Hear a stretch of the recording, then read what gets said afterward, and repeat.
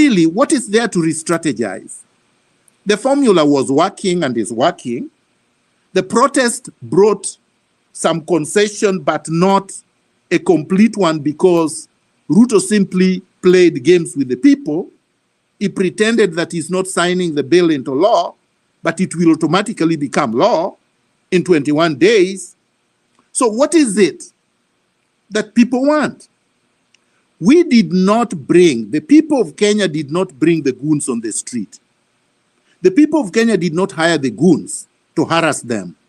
We know the people who hired them. Why didn't the police arrest the goons? How come they have not been summoned, but individuals using Ruto must go on their posts are being summoned? We must call it as it is.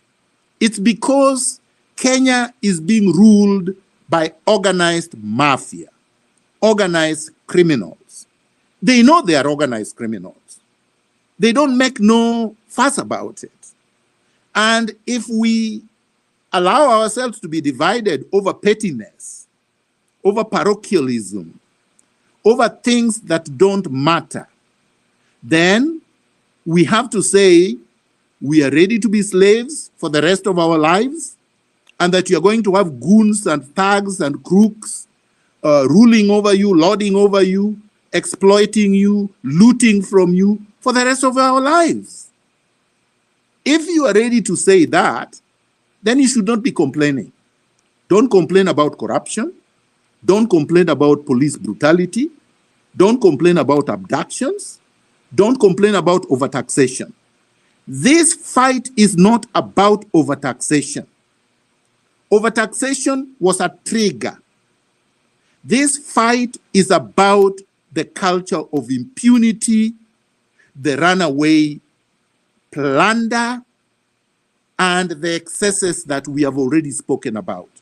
And these problems started in 1963. They are not new. We have had them generation after generation.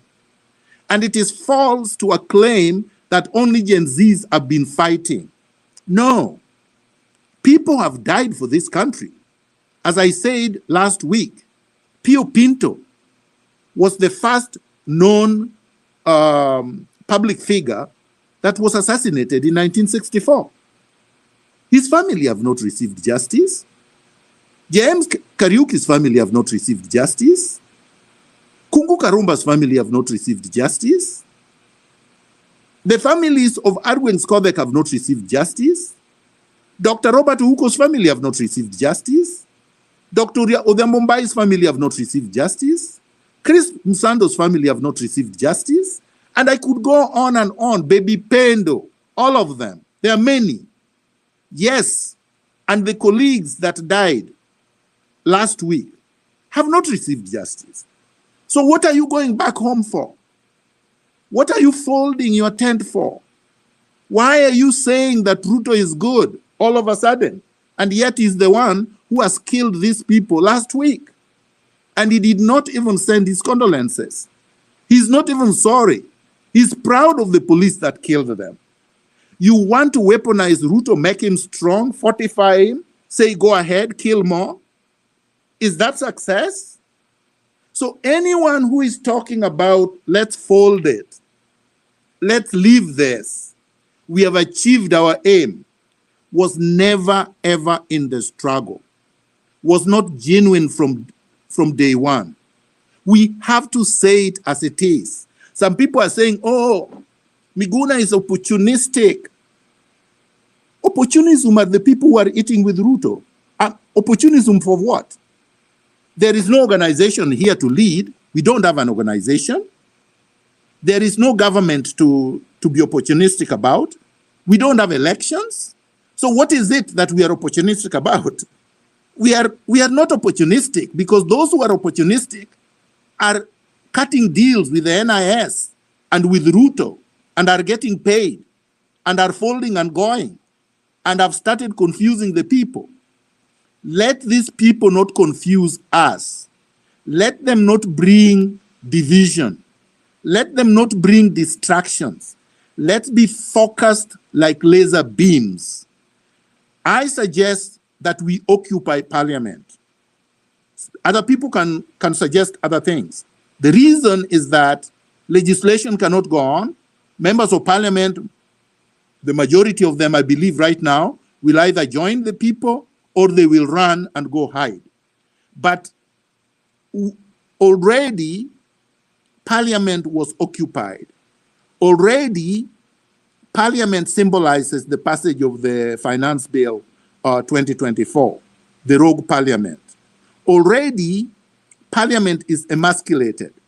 So we can use parliament as a symbol. If Uhuru Park was open, you could go to Uhuru Park. If there was other public spaces that symbolizes the government, we could go there. But for now, it has to be one place, because if we are scattered, these people will pick us one at a time and then disintegrate us, and then we will achieve nothing. Then we will not be able to bring justice to those who died. Finally, I suggest that all of us use Ruto must go. That is an insurance policy and a protection of the people that is picking one at a time to subject to brutality in the colonized courts. Thank you. Thank you, Daktari. Do we have some follow-up question? Can you hear me, Dr. Miguna? I can hear you. I can hear you very well. Go ahead, Wodapala. Okay, yeah, I wanted another co-host. That's good. We have a new co-host. Now, all I wanted to ask, can the Law Society help us in case of the people who are getting abducted? Because that's another thing that is killing the momentum. What can the legal minds that we have in Kenya help us in this case? My friend Wodapala, the Law Society has gone over and done wonderfully. So they are already helping. They are doing more than helping. They are doing this pro bono. They are representing all the people who have been arrested. And the Law Society president has been more than revolutionary. She's attended courts. She's attended police stations. She's always there. She's taking calls. So we are getting 100% cooperation from the Law Society.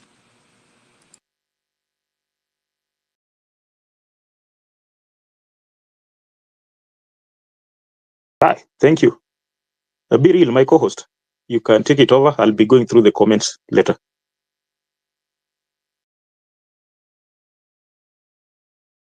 Thank you so much, Wodapala. Thank you so much, Daktari, for coming again as our guest. Thank you, Hilary, for hosting the space.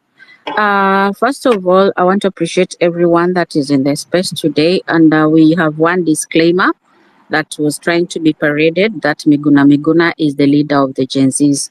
Miguna is offering guidance and senior counsel advice. So to anyone that is joining this space, Miguna is not the leader of the Gen Zs. Take that narrative elsewhere, because you came with the narrative of the tribal, it never worked. You came with the narrative of the churches, it never worked. You looked for the sponsors, it never worked. You looked for separation and division, it never worked. Now you've taken a few of the people that had the many followers trying to compromise them to kill the momentum. That is also not going to work. So if you want a narrative that there's any political affiliation, it's also not there. So as you're in this space, our guest is only here to give guidance and clarification of the senior counsel in terms of law and the constitutional right. So I'll share the speakers to people who will raise their hands, and we'll give 100 if we can hear you. And you ask questions related to the discussion and any question in relation to the same. If you have another question outside the topic, we're going to switch off the mic from you, not because you don't want you to speak, but because you're out of topic. So I will give the people on the speaker panel at least 3 minutes each. Just raise your hand. We are going to be very generous with the speakers so that you can get guidance. And the spirit of fear is what is being inflicted, because the KDF never worked. And now the goons is coming on board. And the goons are already complaining that they are not being paid. They worked and they were never paid. So if you see things are working towards the goal, then know that the eye is on the prize. So aim at the prize. Forget about the narrations that are being spread across. And in Kiswahili, they say wanatapaka, to find a reason for everything. But the reason is the poor governance. The reason is the poor leadership. Marge, welcome. The reason is we want change. And that change cannot come from somebody who is already very much compromised. So let's keep our eyes on the prize. It's not a very soft road. It's a very dark road. It's very thick. It's steepy, and we have to walk through it. So I'll give you Tabi, and let's be positive. Let's be 3 minutes each, and let's focus on the topic. Kindly. Thank you very much. What I wanted to add is that we cannot allow intruders to take over what you have started. Whatever that you started was a good thing. Therefore, we cannot allow intruders, that is the goons, to come and take over the journey that we started. So to me, I think what we can do right now is to try as much as possible to defame Ruto, because he has portrayed himself as an African leader, you know. So if we try and defame him, like carry out a narrative that Ruto is bloodthirsty, Ruto is murdering our kids, Ruto is the goon leader, paint that everywhere, on the streets, on everything that you have on social media. Let us paint him as that way, because that is who he is.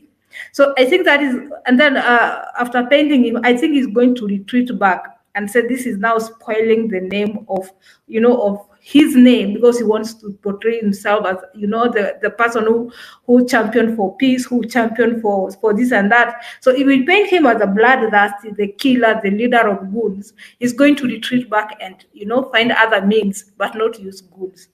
Thank you. Thank you, Tabi. Naman. Thank you very much, everyone. First of all, mad respect to those patriots that have fallen in this cause, and we stay to soldier on. Now, government of Ruto will come up with many tactics. Hiring goons is just one of them. They will try to bribe, they will try to threaten, they will try to kill, they will try all manner of things. We are dealing with a government that is, we're dealing with a government of cowards. It is very clear that Ruto is scared to the core, and we cannot afford to let this drop by any means that he is trying to infiltrate. I want to reiterate one a point that Dr. Miguna, thank you, that Dr. Miguna said, that our numbers, our success is in our numbers. If we come out in numbers and we do citizen arrest for these goons, this thing will succeed. One thing that has been done in the past, that we have been able to profile even police officers that have shot and killed people. So we can do the same thing with these goons. They are not from Tanzania or Burundi. They are from the same estates we live in. We can profile them and find them and put them in the limelight and outside arresting them. Let's get the cameras on. We should arrest them and deliver them to the police. Of course, I know the police is abating this so that there can be division. And of course, we've seen the division coming in, people saying, oh, businesses are being destroyed, and then this is not working, it has been infiltrated. We are not going to be distracted.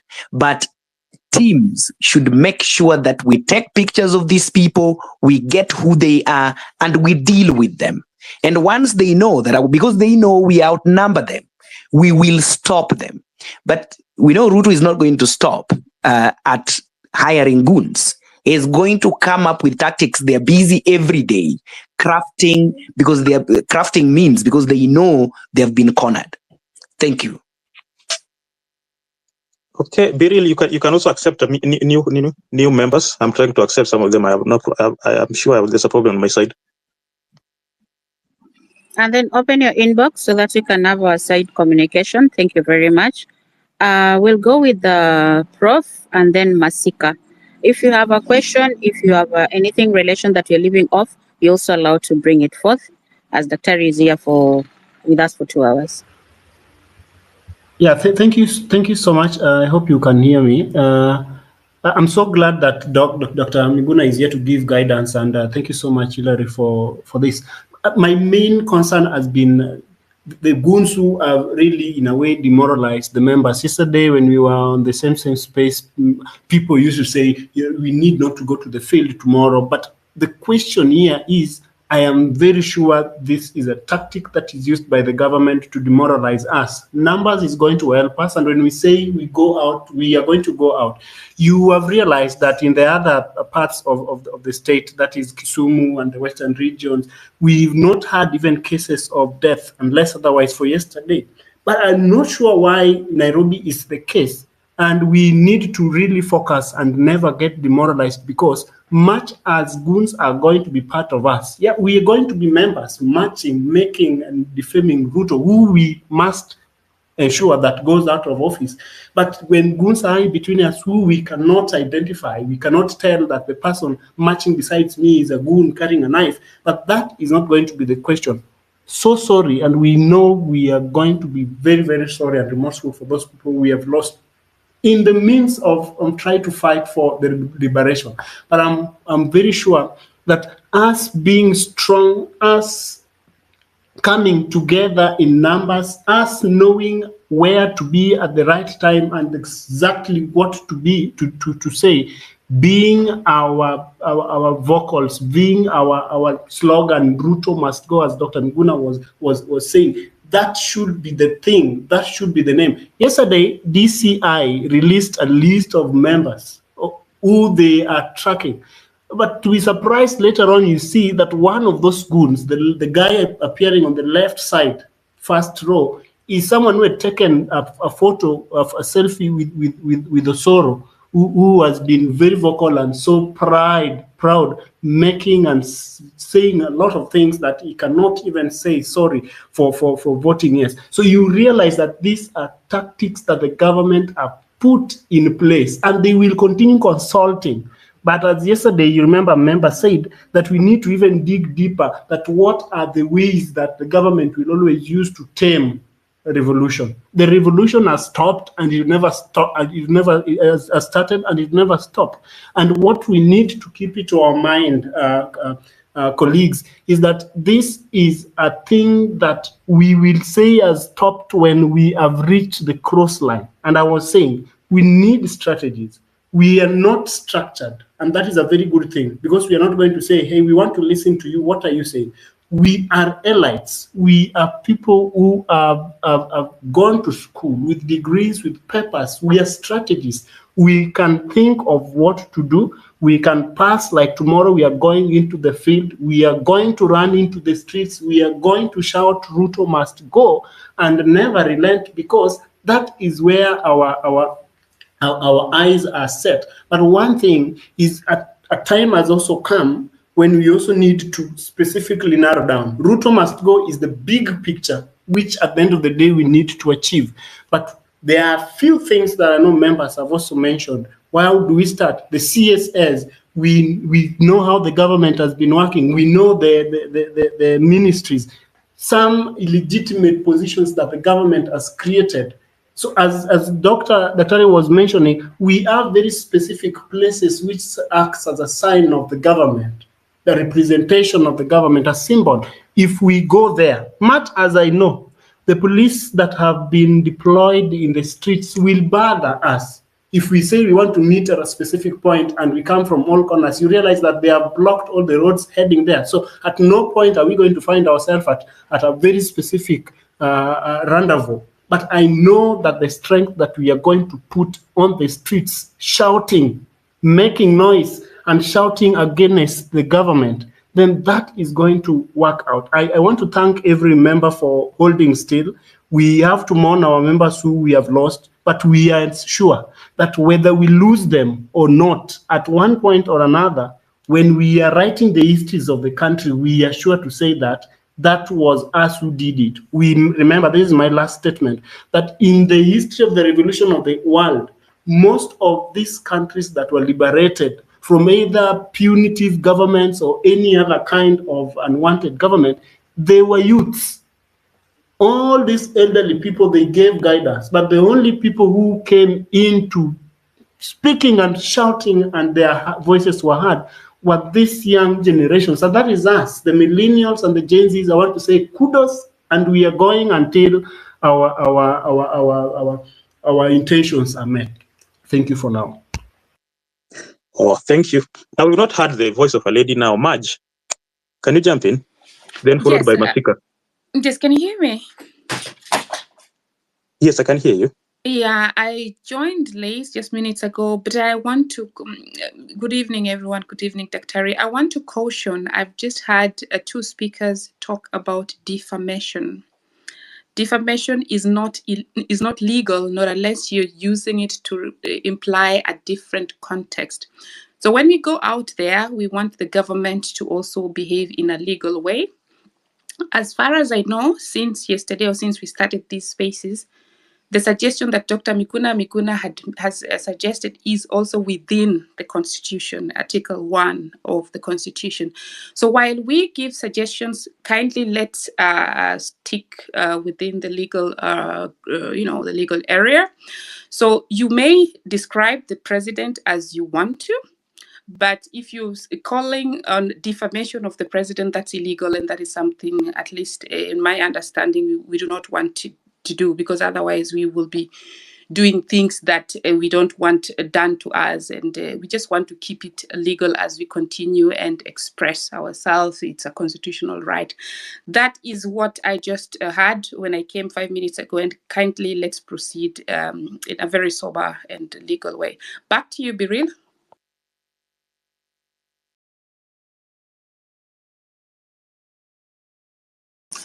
Thank you so much, Madge. Masika, and I like what you've just put across, and we appreciate that. Can I just say something very, very brief? Very, yes, very please. brief. Yes, I think she is right on point. Madge is right on point. I think the person misspoke. It's not defamation. Let's deconstruct Ruto. Let's demystify him. Let's expose him. But if you say you are defaming him, then that's defamation is a civil. It's not a criminal offense. It's a civil liability issue where somebody can actually sue you. The president cannot sue you for defamation or for libel because, as the one holding the highest public office, he can be criticized with the most unkind words, and he really has no place to go. So use the unkind words, but he can't go to court for that. The second thing I wanted to say is that we have to be careful. Please do not unnecessarily give your address, where you live, where you are, what your profession is, unless it is absolutely necessary, where you went to school, which year you graduated. Because essentially what you're doing, you're giving goons the weapon to come and hunt for you. I'm not saying you run away from them. I'm simply saying we have to avoid recklessness. Thank you.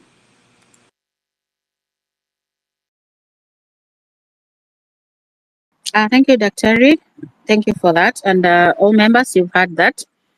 As much as you're doing it, do it in the right way, that the law doesn't catch up with anybody in our midst.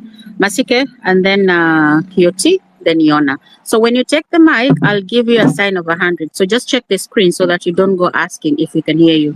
When you see 100 from any of the panels, just know that you can hear what you're saying.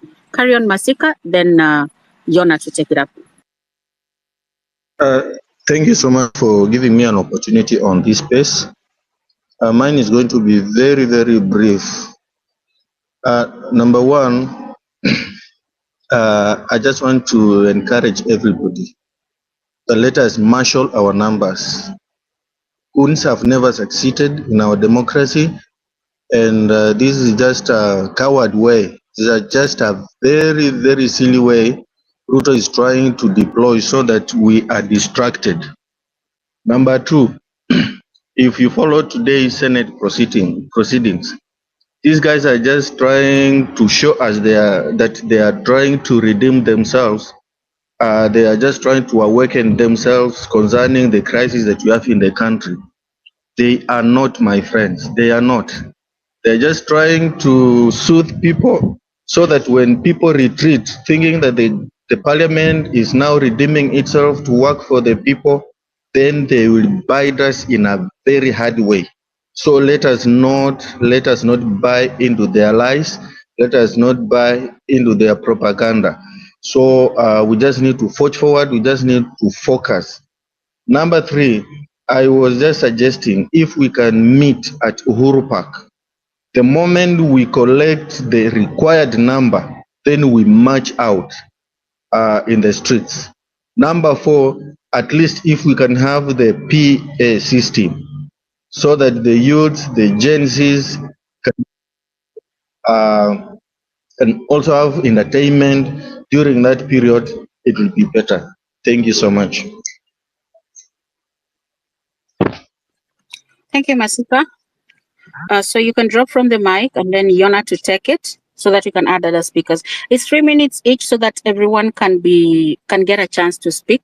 And also, Daktari is waiting for your questions. Anything that you want to be addressed in terms of where you're not understanding. But there was a clause that we covered extensively. That is that was the first day we were here. So if you ask any question in relation to that, we'll share it on the comment section. But any other question, you're allowed to ask. Carry on, Yona, then we'll go to QOT.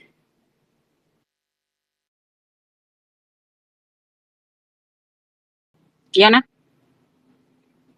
Yona is far. QOT, take it. Okay, thank you so much, the host and the co-host, and also Daktari for joining us this evening on this space. Personally, I'm in the age group of the Gen Z because currently I'm 23, turning 24 next month.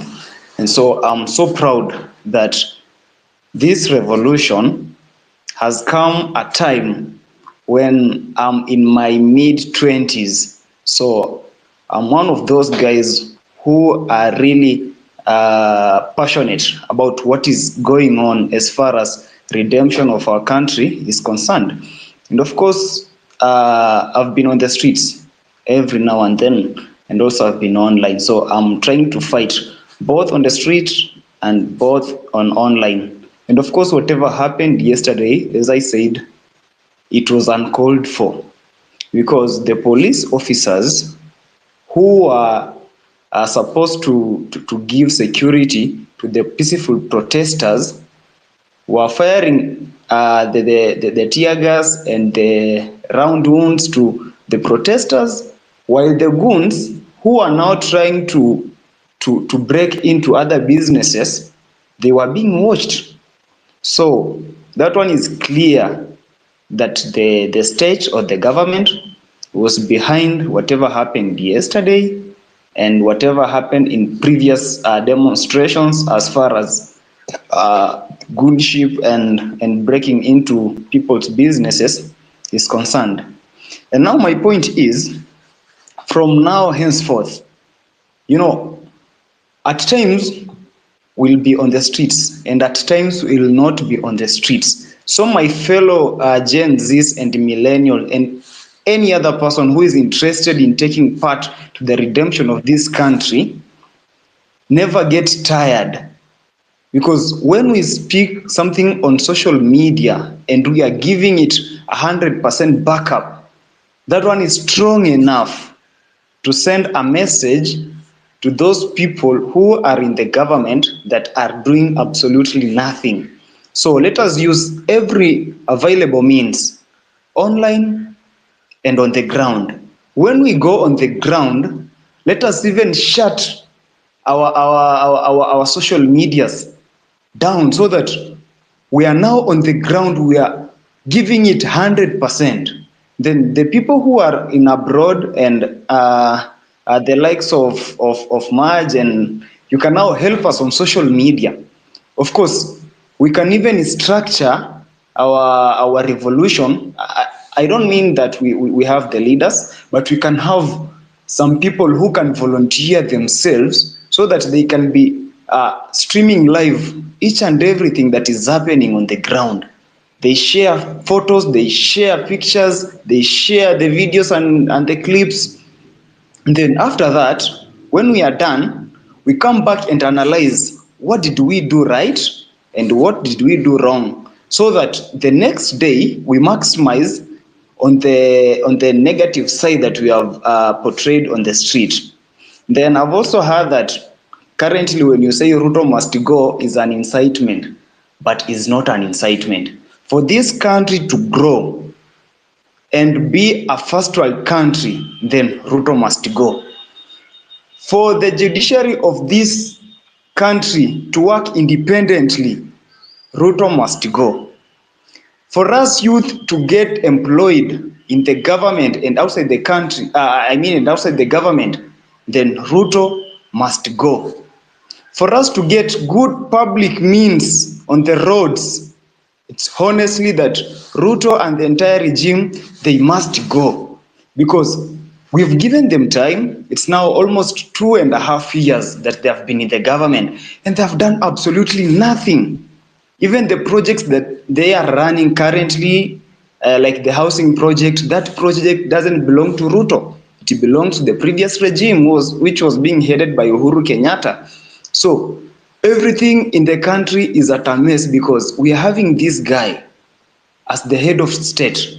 Yet he has had so many cases. I remember back when he was the agriculture minister, everything was so worse because I was young by that time, but we went through that process. We know what everything happened, and now he's the president. Look at his cabinet. Every person is just offside. They don't know what they are doing. They don't know anything that they are supposed to do. Look at the parliament. The parliament is being run by the executive. There is nothing that we have an independent government, executive, judiciary. We don't have an independent legislature. We also don't have an independent the police force. So for this country to thrive and for us to move from the third world country to the first world country, then Ruto must go. Thank you. Thank you, Kioti. Justice or Prof, you can take the mic. And let's stick to 3 minutes. So when I raise my hand up, just know that you've taken more than 3 minutes. Thank you very much, Hilary, for hosting this space. Thank you, Dr. Miguna, for showing up. I just want to respect the lives that have been lost so far. I would like to say that I echo the conversation so far on continuation of the protest and not letting the goons stand on our way. I do have a question for Dr. Miguna on matters of protest where goons are concerned.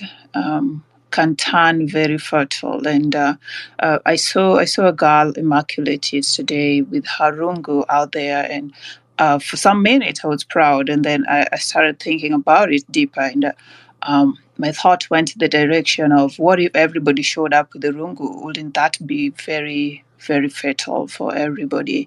So the question now is, how do we protect our youths on the streets? Is it a matter of having the right attire? Because when you are dealing with goons, they might show up there with other things. Today they showed up with sticks. Tomorrow they might show up with, God forbid, knives or whatever kind of armory they might want to bring that is not visible. How do we prevent fatalities on the ground? Thank you.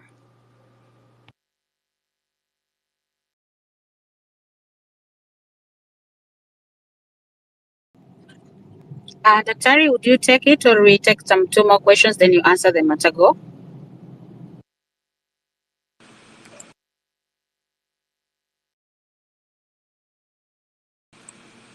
Hello? Hello? Go ahead, I can hear you. Yes. I could take it. I believe I had already said something probably before she joined. I do appreciate her concern, and they're very genuine ones. But my view is this. Number one, as many people have also acknowledged, our security is our numbers. If we are more, if we are a lot of people on the streets, say hundreds of thousands to 1 million, These people are less than 500 people. They will not be able to hire more than that. Okay? Because it requires organization. And once you get to hire a lot of people, word will get out because you're dealing with a crowd. We would know exactly who hired them, where, how much they were paid. Even right now, we already know who hired them and where they were paid. But I'm saying they're very, very few. And so if we are a lot on the streets, they will not be able to attack anyone. That's number one. So really our security is our numbers. Number two, I believe that if we are able to unarm them, we should do so. It is useless to run away from them. I personally think that. Unless these people are armed with AK-47s or guns, 1 million people or 100,000 people should not run away from less than 500 people. These are just a handful of goons walking the streets. This was the Nyayo era tyranny that was there, that we experienced for 24 years. We cannot allow it to continue. Use your phones. Take their good images. I was actually disappointed that people were taking the backs of their heads and they were taking vehicles, but they were not taking faces of these people. And they were walking and you could take very clear pictures, zoom in and take very clear pictures with which we can hold them to account. And basically that's all that we can do. I mean, but we are not going to run away from them. And we are not going to fold or stop the demonstrations just because Ruto decides to use his cronies to hire goons to attack peaceful protesters. Because, you see, the international media is also on the streets. Everybody is watching. Ruto has lost a lot of support and credibility with the international community. The more we expose him by taking pictures, by exposing who he has used to hire these people, by apprehending these goons if we can. I'm not saying anybody should put himself or herself in danger, but if we can, we should, because you are allowed under law to execute citizens' arrest. There was something else that was, somebody was talking about a political party. We are not a political party. The moment you introduce political parties or any factionalism here, we will be divided. So let's maintain it the way it is. No political party, no political affiliation. We are just Kenyans who want to transform our country. I thank you. Thank you very much, Dr. And if you had actually, due to this pressure, I think you'd say the Senate House today, many were trying to sanctify themselves, which is, we call it a voice of reason, and everybody feels the conversations need to be heard right now. So if at all you had the conversation that was from the Senate today, you can actually tell that the pressure is mounting, and going out is a positive thing. And the way yesterday it was infiltrated, we've already known their tactic, and it's an old tactic that some of, like Dr. is now mentioning. So Maj, you can say something, and then you can hand over the speaker to the next speaker, please. Karibu. Karibu. Thank you so much, Biril. And guys, I think I joined an hour later, so I'll be doing more of the queuing as I catch up with you in the conversation. So Tabi, Biril, I'll just take it back to you as you cue the next speaker, and then I'll be right back. Just a response. Sorry? Professor, kindly proceed. If you can, yeah. The question about, if you allow me, co-host, is another aspect and strategy that we will have to deal with, much as we are not going to be in a position to identify who these goons are. Then another strategy is, could we also at least know the person who is besides you? You are marching in a street, we are using the anti-government sounds, but at least do you know the person who is beside you? Later on, I've seen on the occasions where someone maybe died and someone is out, you say, I was with that guy, he was beside me. But it would be good again if I knew exactly who is surrounding me. I'm matching, but around 3 or 4 or 5 people around me. Who are you? Where are you? At least with that, we are going to identify who is, and again, be in a position to give reports of the specific people who we were with in the cocoons. And that is really going to help. At least do not be alone. At least identify yourself with 1 or 2 people, and that is going to really also help us identify who is not supposed to be in us. Thank you. Thank you so much. Trufena, then Professor Fred, kindly Yes, proceed. hello. Yes, hi, how are you? Hi. Kindly proceed. Finya Tena, I've had you. Just a moment. Trufena, kindly proceed. Okay, hi, how are you? Fine, thank you. Thank you. First of all, my condolences to those who lost their lives and their families. I'm really sorry for them. I've been on the streets since it began, and I can say I'm one of the people who lost their jobs because of these protests. I lost my boss, and in the fracas and so forth. It's a long story, but I won't back down. I'll still proceed pushing on and going out in the streets for the protests. My question, though, is can we have at least some meeting points so that we go in groups? We know we meet at certain place and then we march to this particular point, then we proceed to this place, and so forth and so on.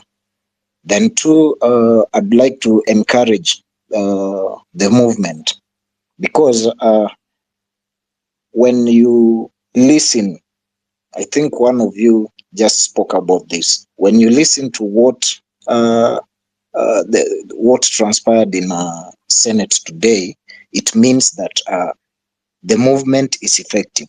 Because honestly, if it were before this movement or before this particular movement, they could have accepted their salaries and they won't talk.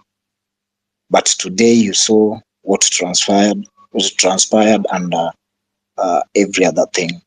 Thank you so much, and God bless you. Thanks for keeping the time. Professor Fred, and then Finya Tena. Thank you so much and good evening. Actually, my condolences to the comrades we've lost, the patriots. 41 in number, so sad. What I want to say, actually, I want to echo the sentiments of Dr. Miguna. We have the numbers. Right now, as it stands, we have a police size of around 106,000. That is 89,000 males and around 17,000 females. When you look at the military size, the latest size that we have is around between 24 to 30,000. So we only need 1 million strong so that we can overpower these people and take over. Another thing, out of the population that I've just stated, we are not certain that the entire population of the police, 106,000, are pro-government. I have relatives, I have friends serving, and they're equally not happy with the regime because they're also facing the chaos that we taxpayers are receiving. They are suffering. And so we need numbers, we have it, and so we should not back down. I support Dr. Miguna's sentiments. Let us not back down. Let us not talk about re-strategizing. What are we re-strategizing for? We want to take these people home. We want to arrest the 205 MPs who voted yes for the draconian finance bill and then move forward. You see, we don't have time to dialogue with someone who lies left, right, center. Someone who lies to people during the day, during the night, 24/7. We have no time to dialogue. And my concern, I have a concern actually that Dr. Miguna raised earlier. This person is waiting. Dr. Ruto is waiting for the 21 days to elapse. And then this thing becomes law. Let us not wait for that. Let us fight it to the end. Thank you so much. Thanks, Professor. Finya, your comments, please, and then we give the mic to Dr. Terry. Thanks, co-host. I can say that. Can you hear me? Yes. Yes. I'm very grateful for the opportunity given, and almost Dr. Miguna for your encouragement, because when we started this thing, a certain MP said that these are TikTokers who want to just to make and earn some viewership. But later she came to realize this is not just a TikToker thing movement. These are some people who knows what is going on and what has been going on. So as most of the speakers have said that there is no need to back down, because this is a journey that we started. I've been on the street on myself. So when we back down, there will be first I knew that there will be some tactics, and the one that surprised me most was the army. But this one of goons, I expected it to happen, because we live in our government is a government that I don't know whether it is bad, but it is a government that you can easily predict. So today, when you watch the Senate proceedings, almost everybody in the Senate was becoming a malaika. Until now, you are wondering how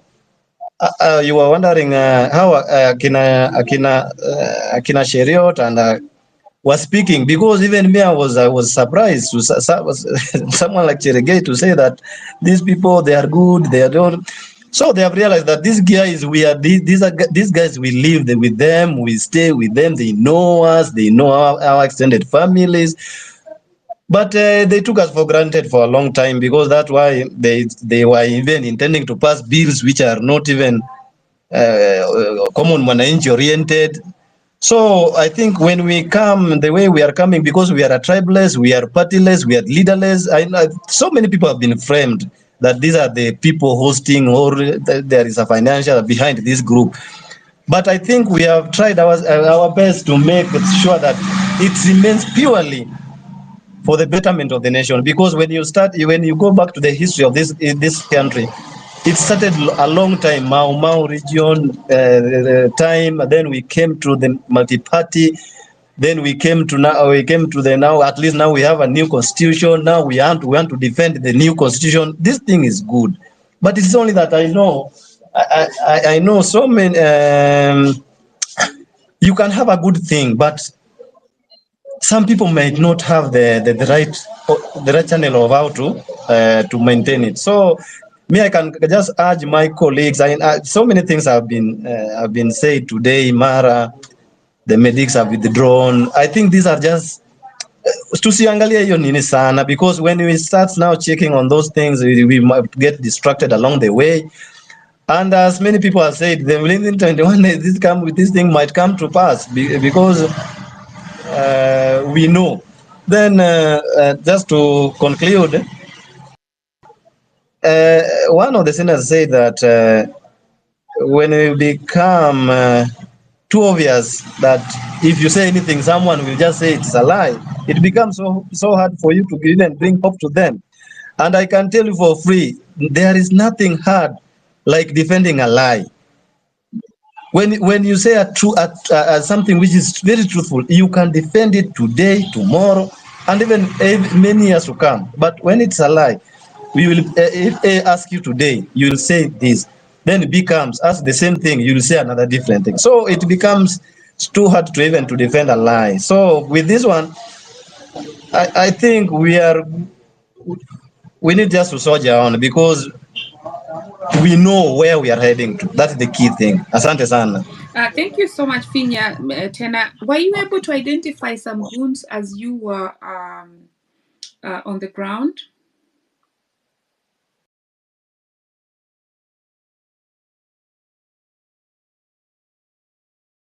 Sorry? Did you by any chance see the goons that some of us just saw on the TV? Did you by any chance, were you able to identify some of them or to see a group of people that were acting differently where you could say this could be goons? I mean, you know, when those you should only answer if you're comfortable with it. I don't want somebody coming for you to go and identify those goons for them. no. Okay, yeah.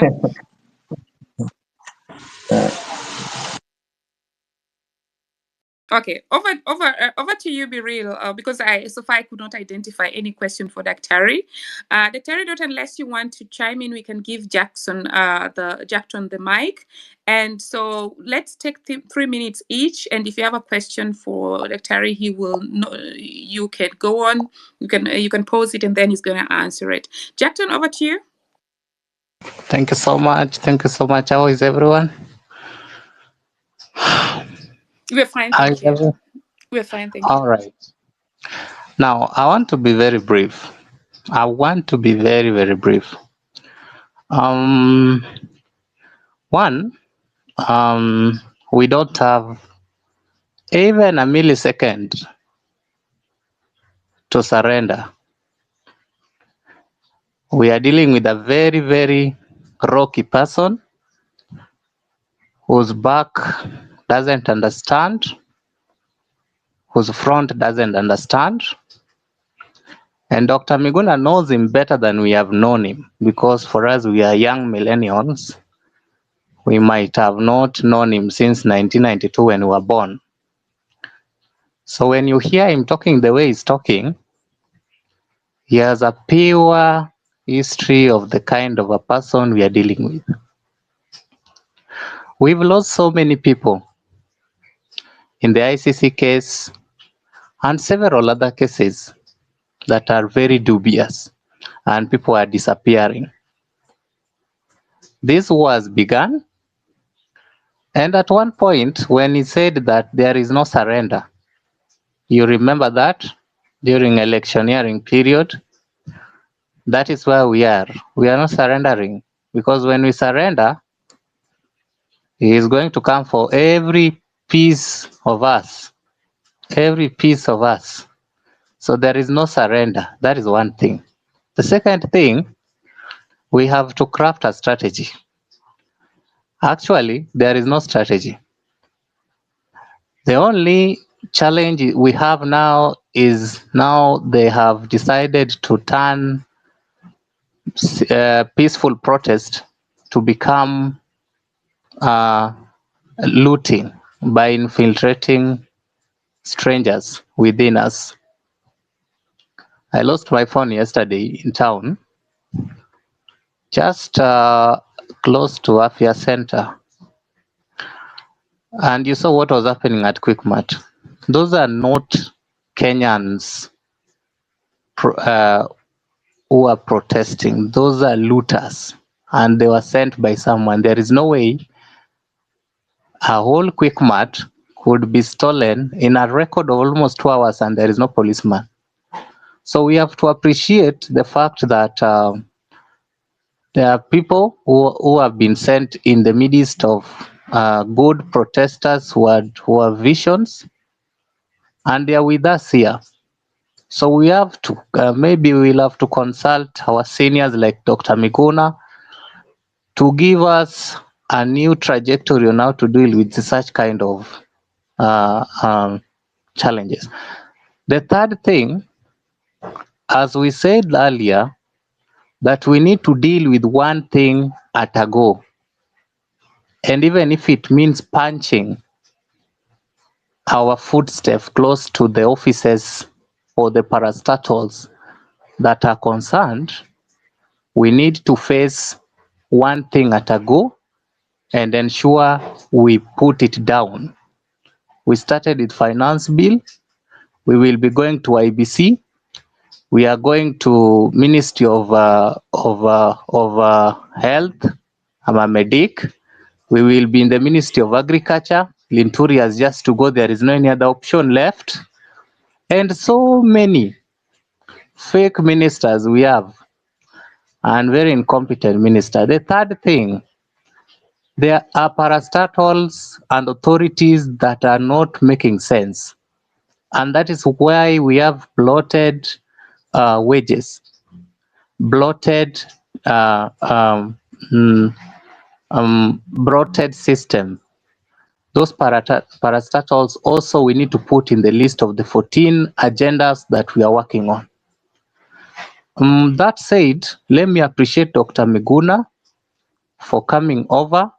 People will say what they have to say about him, but he is here to ensure that whatever that they have fought for a long time has to come for fruition through this generation. So we have no space to leave, colleagues. We have no space to leave. We just have to move forward. We have to come out as many as possible, and we have to ensure that we deal with goons and looters who are becoming part of us squarely and sacafoniously, and ensure that all the 14 agendas that we had from time go are well addressed, and they are well taken care of. Thank you so much. Thank you so much. Thanks, Jackson. Biril, before you proceed, I just wanted to underline something that a point that you put through. That the looting that went on at the supermarket, the police response was very slow. So this is a matter that needs to be investigated because it's suspicious. Another thing that's very suspicious also, during the Occupy Parliament process, the police knew this, the protesters said they would do this, but still, it's like they didn't take enough precaution. So they're leaving a lot of room for interpretation. So the question here is, are they doing it intentionally so that they can portray to run a narrative that they want to run? Because honestly, looting cannot go on for hours without police intervening or parliament being occupied and the police are really overpowered. So they needed to put in more people. Over to you, Biril.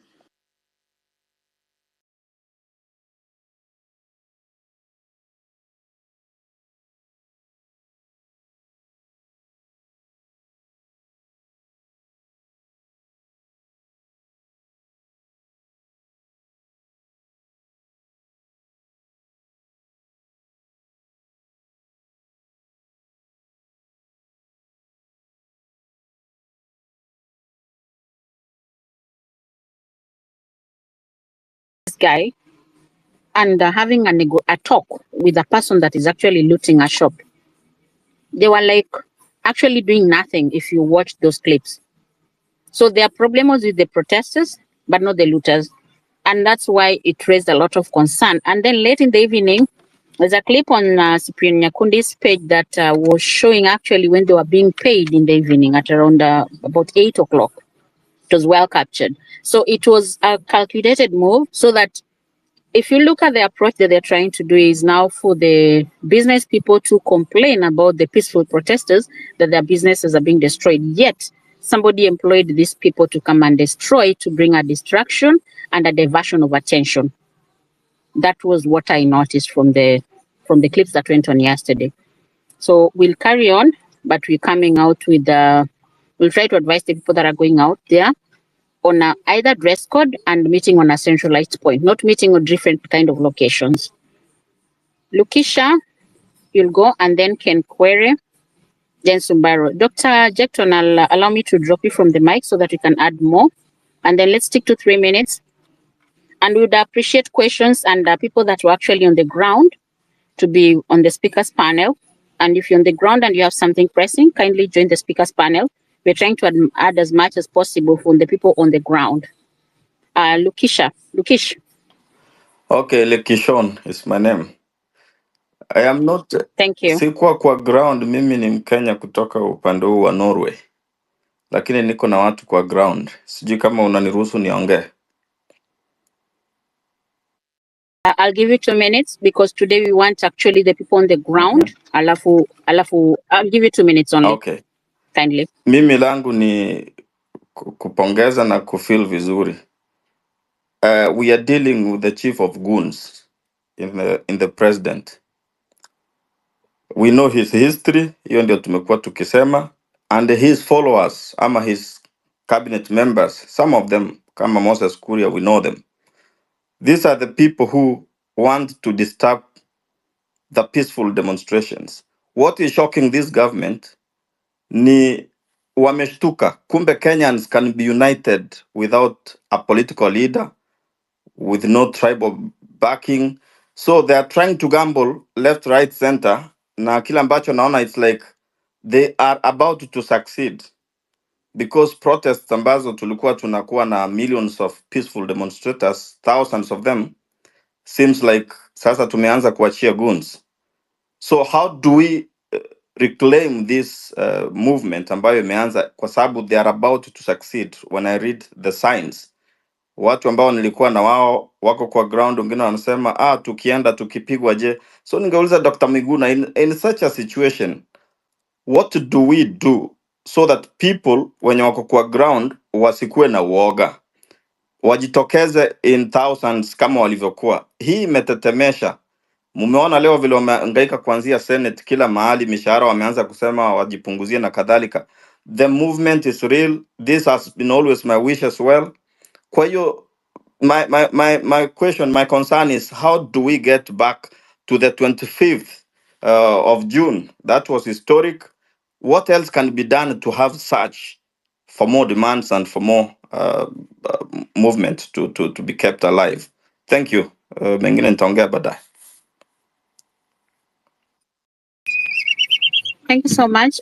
Ken Kwe and then Sumbaro. Thank you, Hilary, Maj, Biril, for hosting the space, and thank you to Daktari for being part of us today. Nilikuwa kwa ground yesterday, and I didn't spend the whole day in town. When things got ugly, I decided to go back home. Yeah, so I just want to run us through a few points. Number one, I want to make us understand why the political class hired goons. So for me, I think the first reason is to demoralize us. We have to understand that most of us, this is our first time in the trenches. Daktari has spoken about being a freedom fighter for a very long time. He's been in this game for long. So for some of us, this is uncharted territory, and I think most of us will agree with me. And another thing is that I believe one of our main obstacles is that many of us, perhaps especially the young people, might be emotionally fragile. So bringing in goons, bringing in violent goons and all that, it basically tests our resilience. And I think the government knew this, and that's why they brought in the goons. Secondly, I think they brought in the goons to taint our credibility, both domestically and internationally. One of the main things about these demonstrations is that we've really won the domestic and international community's hearts. The first 3 demos, we had restaurants throwing bottled water to demonstrators, and that shows the amount of support we had. Yesterday, just before I headed to town, I had a call with my father, a conversation. He's a bit old, and he was encouraging me, telling me that it's a high time we get these people out of power. And so we had won so many hearts. And the moment you introduce goons and they bring violence and chaos, you taint our image and we lose that support. And another reason why I think the government brought in goons was to try and turn us against each other. Yesterday, everyone was blaming Osama. Everyone was blaming Kimuzi for being the amplifiers of the demos, telling them that you owe the business community, you owe everyone that has lost property, you owe everyone that has lost their life. So I believe turning us against each other was one of the main agendas for why they introduced the goons. So how do we go about this? How do we recover? I believe that we need to first change or work on our wording. I'm not a marketing expert, but I believe many marketing experts will agree with me that yes, I believe that many marketing experts will agree with me that in as much as we are saying Ruto must go, why do we want him to go? I think we need to amplify corruption, accountability, police brutality. We need to amplify such messages to gain more support from people again, to make people angry again. Then something else. I think my parting shot before I land, I want to make it clear that we've not succeeded. I've seen people saying we've succeeded, but we've not succeeded. We've lost more than approximately 49 lives through these demonstrations, only for rejecting the finance bill. So we are far from succeeding anything. It's not, basically, if you compare, it's not worth losing 40 lives just for the finance bill to be dropped. So we need to finish the job. And as I wind up, and I've insisted that we have Ruto in the perfect spot. We have him where we want him to be. So it's about time we realize that this is far from over. We should not relent. So let's persist. Let's amplify our messages. And yes, Ruto must go. Thank you for giving me the time and the mic. Thank you so much. I see, Dr. your mic is on. Probably you want to chime in. And to the coming speakers, kindly only 2 minutes and then you move. And, yes, ma'am. Dr. over to you. Yes. Thank you. I want us to be very, very clear, because you see, if we are not clear in our minds, we cannot achieve anything. It is unfortunate that some people are focusing on Ruto's ministers. He appointed all of them deliberately. He knew that he was appointing crooks, but he did so deliberately. He knew that he was appointing incompetent people. He did that deliberately. He had options. He had a lot of Kenyans that he could have picked, and he chose to pick these ones. And even though people have been complaining about them, he's refused to fire any one of them.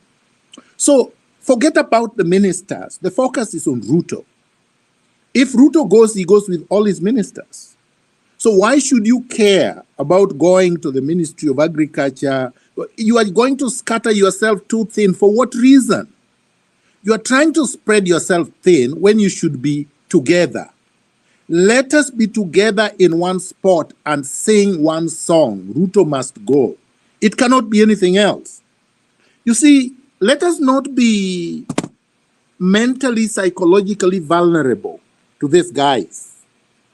Because even one of the listeners has just sent me a message, and it's quite revolutionary. He says, look, a revolution, a protest, any attempt to correct the system is not a wedding procession. You don't expect him to meet you with bouquets. He will fight back, and he's fighting back through his goons. Let us avoid talking as if the demonstrators or protesters were goons, or some of the protesters stole or looted. They want us to focus on side issues, red herrings, diversionary things. We are dwelling too much on their issue. The issue of goons we should have settled by simply saying, Ruto is desperate. He went out there and hired goons so that he can discredit the protest, and it has failed. And then move on from there to other more important and effective ways of moving forward. One of the things that people must do, first of all, there is no question you cannot go to Uhuru Park, because that has been done, has been attempted many times. They only bring GSU and whatever to seal it off, and you will not be able to get there. We are going to get to public open spaces like Parliament, because it is open. You get there through the roads, and that is the meeting point. How you get there is not our issue, Because if you let them block you from getting out of your estate, they will. And then you will not reach parliament. So don't congregate out of town. Get to CBD through whatever means, whether you are walking, whether you are on a motorcycle, whether you are on a matatu, whatever it is, get to CBD. That is how revolutions are done. You don't tell them that we are going to meet out of town because they will simply block you from getting to the CBD. The important thing about the CBD, apart from the symbolic importance, is that you grind everything to a halt. Let them not tell you about the stock exchange. Let them not tell you about our business are not running. Let the businesses not run so that they can understand that this is a serious thing. Because if they do not understand this is a serious thing, then Ruto will continue with business as usual. So let's not be distracted. Finally, let people stream this thing. If you are downtown and you are a multitude of people, stream it live. Stream live whatever is happening so that if people are being attacked, everybody can see. Stream it on Facebook, stream it on X, stream it on TikTok, stream it wherever you can stream it. But make sure you stream it and take good pictures of any thugs that they hire to come and attack people. But let's not dwell too much on the fact that they hired the goons, because the more you do that, you are actually making him win. You are distracting yourself. You are causing fear to yourself and to other people. And this is not the time for that. Let us stop lamenting. Let us come up with concrete things we must do. Thank you much. Thanks so much, Dr. Harry. And so as we move on, like underlined by Dr. Harry, yes, we already noticed the problem. We've talked about it. Now let's just move on from there. And I hand over the mic to Sumba Robin, then Kimani, and I'll be Zia in that order. Thank you very much, everyone on the call.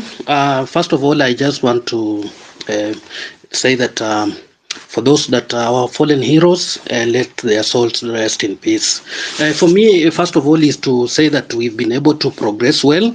The people who've been talking of strategy, I feel that for our strategy, it lies more in being adaptive.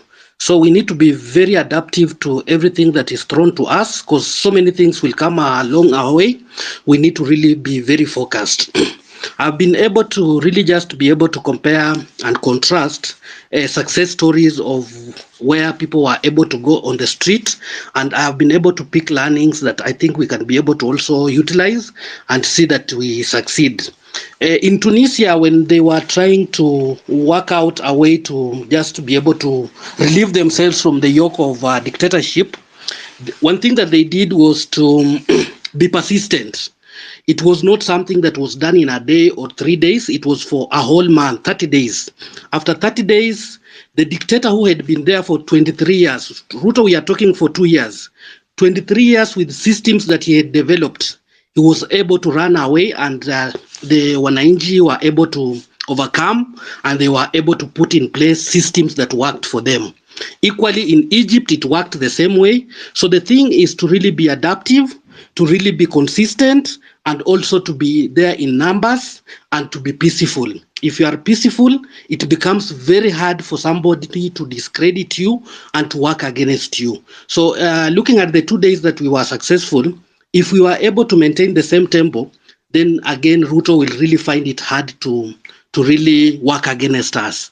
Then the other thing that I've observed in town, whenever that the protesters assemble, the first thing that the police do is to quickly do dispersion of tear gas.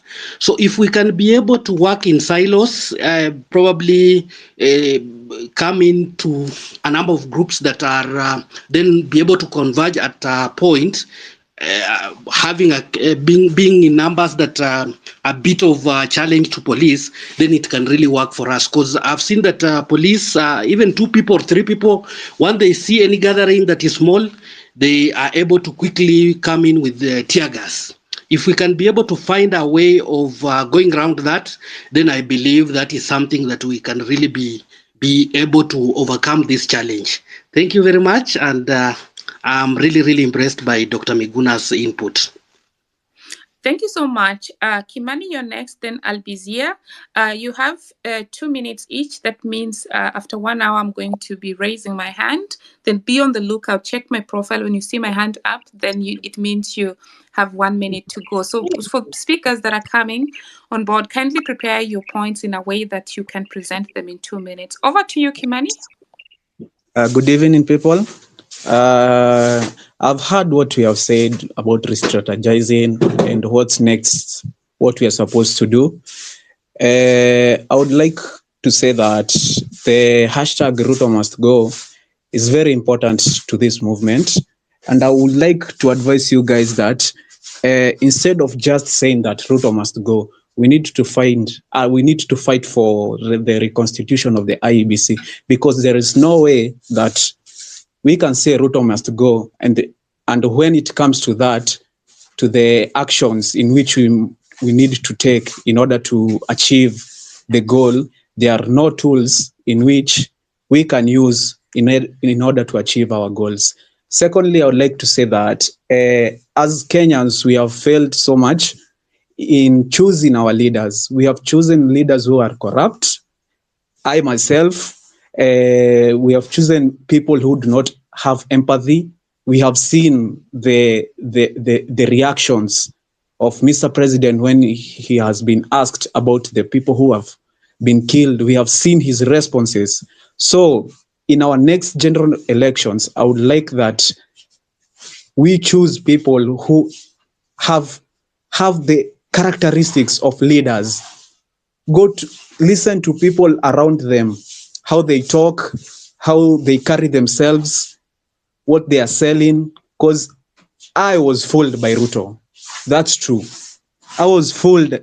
That guy was so cunning in trying to fool Kenyans, and we fell for it. So I urge you Kenyans that in our next general election, we look at these leaders very keenly, and also emphasize on the IEBC matter. We need to reconstitute the IEBC in order so that we can, if it's recalling the MPs who are not supporting our movement, we can recall them and replace the people who are willing to work for the people. Thank you so much.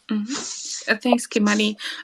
For the reconstitution of the IEBC, please mute your mic, Kimani. My understanding is that we really spoke about it the past days. So that means that in accordance to Article 1, when there's a reset, then everything is going to happen. So, that's where, coming up with new institutions. So it's not like, one step has to come, first step, a reset, and then other, the institutions that are supposed to be also reset will be done. Albizia? Can you give somebody, please? I'm doing something. I'll talk later, please. Bet, please. First of all, let me say that we should keep our eyes on the ball. And the ball here is the clarion call that Ruto must go. This is what we should focus on. The other issues of IBC and the rest, the goons, should not come in. And the secret will be on our numbers. We must turn out in large numbers so that we can overwhelm the goons that have been hired. Revolution cannot be attained if we are divided, if we lose focus, and if we allow the kind of conversations that we saw in the Senate today, trying to divide us and trying to look like they are changing. They will not change. And the revolution must happen now for us to change our country, to fix the judiciary, to fix the executive, and to fix the parliament. That will happen after the revolution has been achieved. Thank you. Thanks so much, Bet. Let's proceed to Weston. Thank you so much, Marge. First, my commiseration to the fallen patriots. It's unfortunate that it had to come to this when people rise up to fight for justice, for equality, for equity, for economic emancipation. They are not setting themselves up to be turned into martyrs. So it's terribly unfortunate. And any state that does that effectively loses legitimacy to govern. After having said that, I wish to remind my fellow compatriots that the question of infiltration of protest by shadowy characters, suddenly the word goon has found pride of place in our political lexicon. It's not something new. Hello, everyone. Yes? You Hello? can hear me? Yes, we can hear you. Okay. Wait. Hello? Okay, fine. Somebody.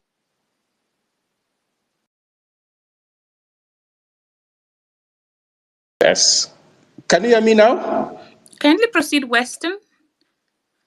The problem is, just hold on, there's a Weston and then there's a Western. So Western Shilaho, please proceed. And Western Murai, wait a moment. So Western Shinyalo, kindly proceed. I can't hear anybody. Thank you. What is going on? Now, can you hear me now? Just hold on. Hello? Just hold on. Hello? Dr. we can hear you. What happened? Marge? Yes, I can hear you. Hillary, can you please... Marge, can you hear me? Yes. I really can't hear anybody. Dr. can you hear me? No, he cannot hear anyone. Hillary, can you text him to log out and come back? Okay. Let's do that. Let Hillary handle that as we proceed. Weston, kindly proceed. Okay, thank you. Thank you so much for that clarification. Well, I was saying that it's unfortunate that lives have had to be lost because in the exercise of a people's inalienable constitutional rights, no life should be lost. Marge? I cannot hear you. I cannot hear anybody. We cannot hear you. We can hear you. Hillary is texting you, contacting you so that you can log out and come back again. Let me text Hillary that. Okay. Weston, please proceed. Thank you so much. Well, be as it may, I think this is an indictment on our democracy. Lives should not be senselessly lost in a democracy. In a democracy, we should be able to resolve our political and economic contradictions civilly through set out institutions. We are not doing it now. Why? Because of institutional impunity, by the state. And that's why we are where we are. And we're saying we have to relentlessly fight and push back against this seemingly impregnable culture of lawlessness and impunity. Having said that, I wish also to draw my fellow compatriots to the fact that any given struggle, any war is also psychological. The people that we are ranged against will stop at nothing to invoke all sorts of tactics and stratagems to deflate this mass movement. And one of which is where you see people beginning to cast doubts on themselves. Are they doing the right thing? Are they not doing the right thing? That's psychological. We must be aware of that. I don't know whether Dr. Miguna is listening to me. I've got 2 quick questions for him. Is he listening? We're trying to sort out his issues. Of late, when people are listening, the spaces are tampered with, unfortunately. But do post your questions. He's going to work on his connection and then come back. Do pose your questions. We are taking those questions. We're writing them down. You have 1 minute to land, please. Okay, thank you. One, Sorry, Madge. Let's remove him from the speaker, then we invite him back. I think Hillary cannot hear us either. Okay, let's do that. Weston, please proceed with your questions. Okay, good. I would like Dr. Miguna to weigh in, and any other person in the forum on the question of class versus ethno-regional politics. The latter has held us back, which I consider to be extremely retrogressive, because it has denied us an opportunity to caucus and have a conversation on cross-cutting social, political, and economic considerations. And I look at the kind of challenge we are bedeviled with currently, which is not new, as the rest of the Kenyans, who constitute the majority, ranged against a tiny clique of the ruling class that has commandeered the state and appropriated the associated benefits and consigned everybody else to the margins of the mainstream economy.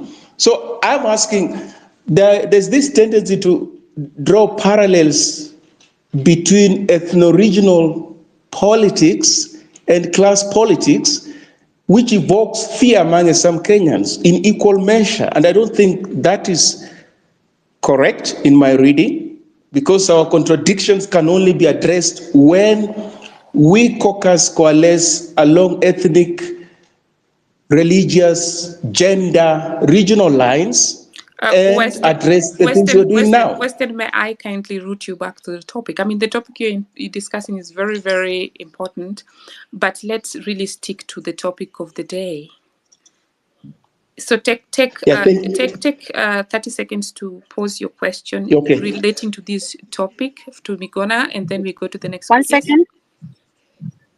second, kindly. Could you ask? Thank you. Just ask the speaker to hold on. Sorry about that. Madge, can you ask Dr. if he can hear us? Because I'm trying to add him to the speaker panel. Okay. Well, let's sort that offline, because I cannot see him. Let's sort that out offline. So Weston, go, and then we go to the next, to Vincent. Weston, just 30 minutes for the question. Okay, I'm done with the question, Madge, but I would wish to, because it stems from a doctor's previous presentation, and I didn't get a chance to ask him that question. It's imperative, because it's at the core of our political mobilization. It's at the core of what we're doing now, because we are fighting for economic emancipation. We are fighting for better livelihoods. So I don't think it's an outlier question as such. In any case, Dr. Miguna addressed it last time. Thank you. Vincent, over to you. Hi, thank you for letting me speak. I've been on so many calls the last few days. My wife is Kenyan. We're going to grow our family up in Kenya. I have a very high regard for the potential of Kenya. What I want to discuss is, with the effects of these hired goons, is that I think people need to wake up a little bit, yeah? This Westminster system of government has continuously failed every country and has been corruptible in every country around the world, not just Kenya. I mean, Kenya, the corruption is seen quite clearly, probably more than other places, but believe you me, Western societies are crumbling at the moment, and they are suffering the same issues with goons, as you so called them, set up by three-letter agencies that are all over the world, Australia, the US, everywhere I've lived all over the world. Now, I think what we need to get to a point to is that we have the technology right now to implement decentralized systems so that we can implement direct democracy and remove power from these sons of bitches that are ruining countries left, right, and center, and influencing the state of politics through very sophisticated means. I mean, if you look at the people that Ruto is dealing with right now all around the world, is the same people that are destroying democracies within their own countries. Now, they use these three-letter agencies to be doing the work that they do to influence basically political motivation.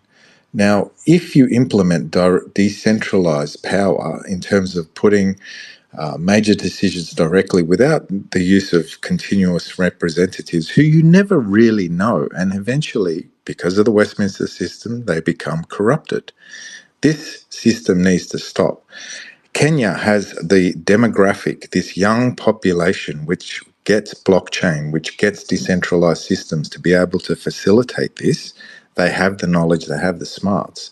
This is what we need to be doing to, usurp the power of these goons. So, and to hold people accountable. We are holding spaces every few days to build the first system off the cab off the rank, which is a voting system, which will be incorruptible, because it will be transparent on the blockchain and open source, if anybody wants to join that discussion. But I think that everybody needs to think about a new form of government, because this form of government is failing the world. It's not just Kenya.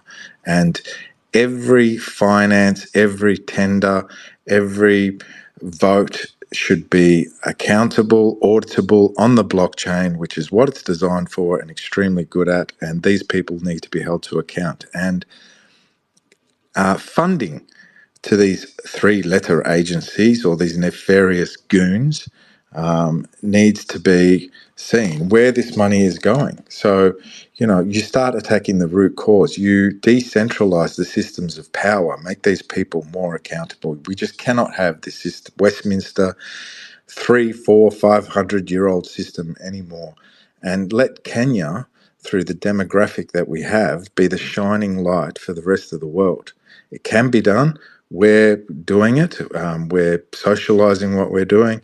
We're actually building it. This voting system will be out in 2 weeks, by the 17th of July.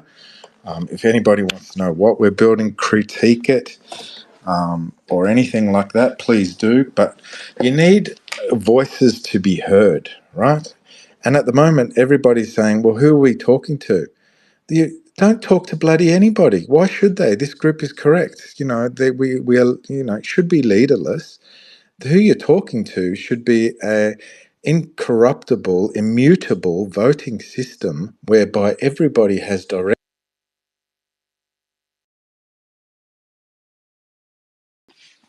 Biril, can you hear Vincent? I cannot hear him.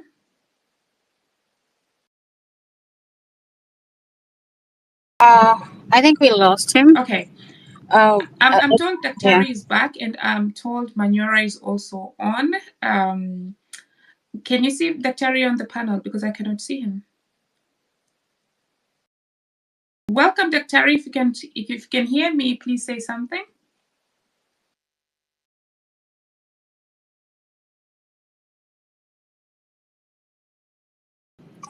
Daktari, can you hear any one of us?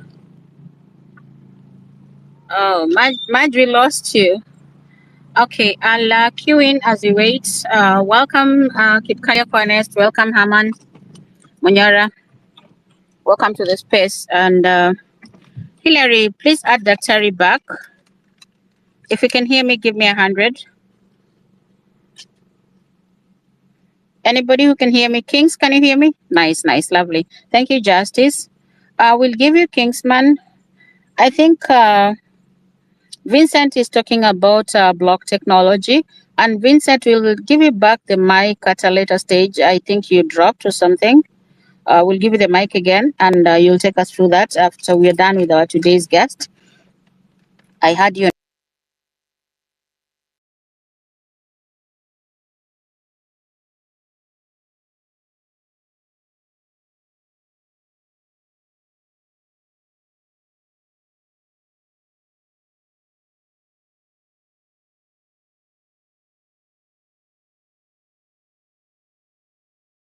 Can you hear me? Justice, give me 100 if you can hear me. What happened? Biril, we can hear you. Can you hear me? Yes, I can hear you. I think Hillary pressed something. I think something is wrong. Okay, if go you can. on. So Vincent was on the mic, but we lost him. He's on something called blockchain. So we'll go through him after we're done with our guest. I'm still not seeing Dr. on the panel. So we'll carry on with the other speakers as we await. Let's get on with Weston, the other Weston, as we try to put Dr. back. Then we want to hear a lady's voice. Then we go to Brendan, and Hi then guys, Kingsman. you can hear me? Yes. You can hear me? Okay. Yes, please proceed. I've been following the space and I've been on this street since the day one that we started, and I can tell you guys, things are getting worse, things are changing.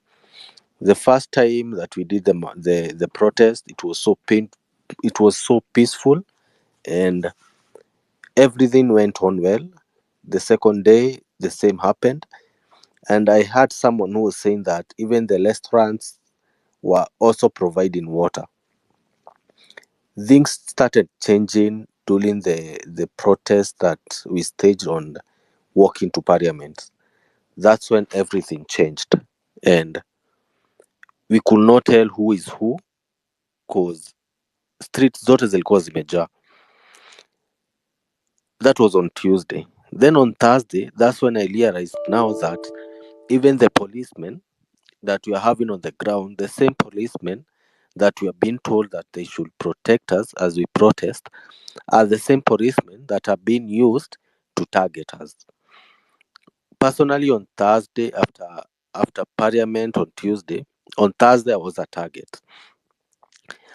I received some 2 shots on rubber bullets, and at the end of the day, at around 3, a canister, a tear gas canister, missed my head, me and another friend of mine, to a point that I was even asked to just go home, because now it was seen that the police have made a target. For yesterday, when the goons came, someone said about the quick mat. Policemen did nothing, but when they find someone who is saying that Ruto must go, that person was being arrested. It happened also in E3. There's so many creeps that are going around of protesters who are peaceful, being harassed, being beaten up, being picked by police. But when goons are looting the shops or even stealing from innocent people, the policemen are just walking away. They're just giving them free way to do it. For me, on my suggestion, I guess it's a high time now we do something different. Like Daktari said, if we were to go to a specific point, it doesn't matter how we are going to meet to that point, but make sure that we are live on that point. Even if it's going to take us 3 to 4 hours for us to reach to that point, we reach to that point. Or else, if you suggest that your meeting point is at Parliament, why don't we all meet at Parliament Road? We all sit down and we all keep quiet. If they want to beat us up, they beat us up when you're all seated as the world is watching. Because now this thing is getting out of hand. As we are doing it peacefully, but the policemen and the goons are together. The same MPs that brought all this to us are the same MPs and government officials who are paying goons to come and even beat us as we protest, to come and steal even from us as we protest. Our mothers are the ones that are owning the shops in town. And there's no way that I myself, I can come out from home and walk to town to go and steal, to go and root at my father's shop, my brother's shop, my friend's shop. No. It's a high time now we also counter-attack the goons and we outsmart them. We have to outsmart the goons and the people who are paying them. Thank you. Thank you so much, Weston. Hilary, I cannot see Miguna. Miguna, do communicate with him to ask him to log out and come back again. Brenda, go, and then Kingsman.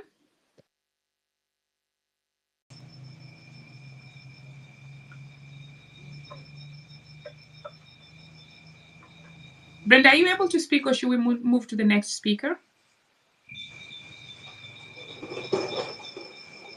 Okay, something is wrong with your mic. Kingsman, over to you.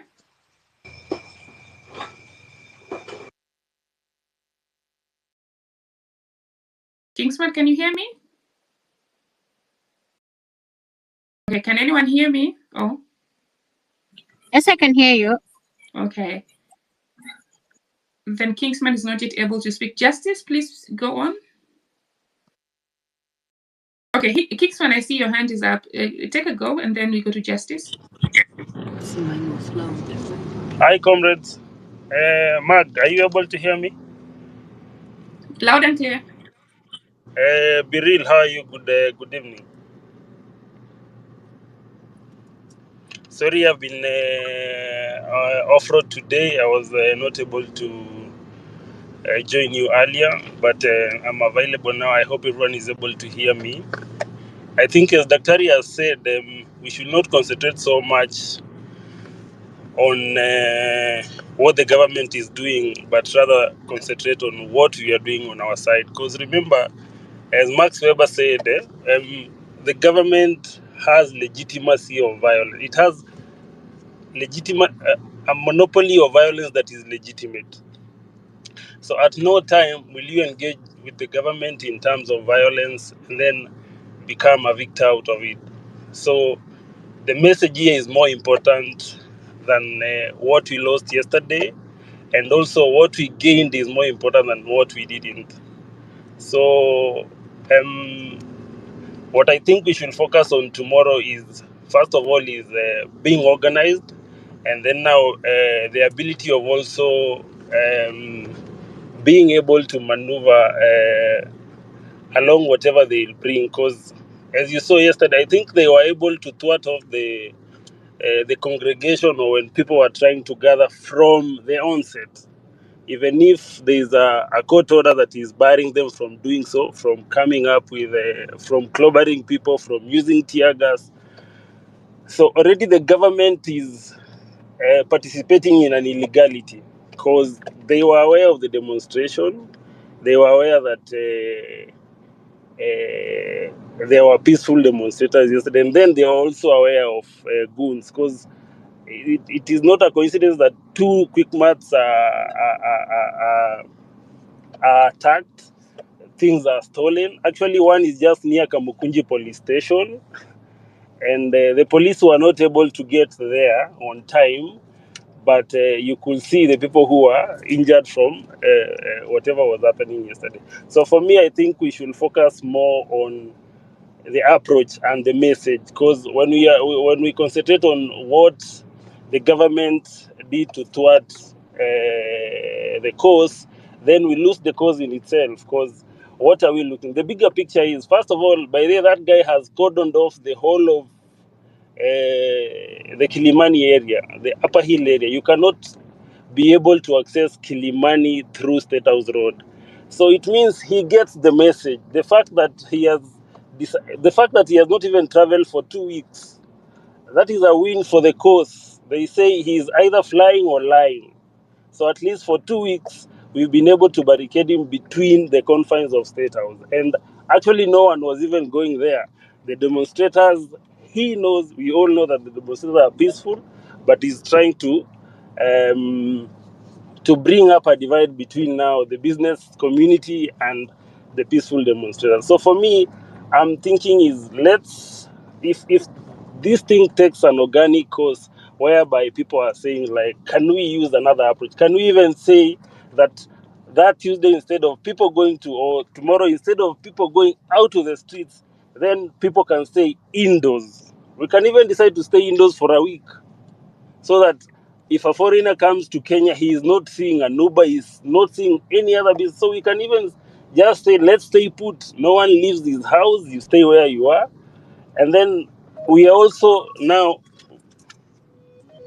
we'll be in a position to see how he'll react. So I think in a war, you just don't use one tactic. You do not just use one strategy.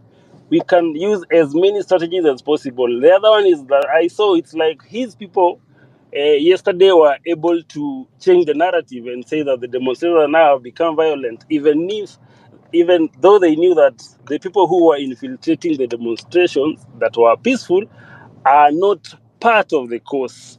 They do not even understand what a finance bill is. So, but you see, for them, it is their message. So also what we need as a cause, as a group, as comrades, is to ensure that the message that we are passing is more stronger than the message that is opposing. So it's like a debate.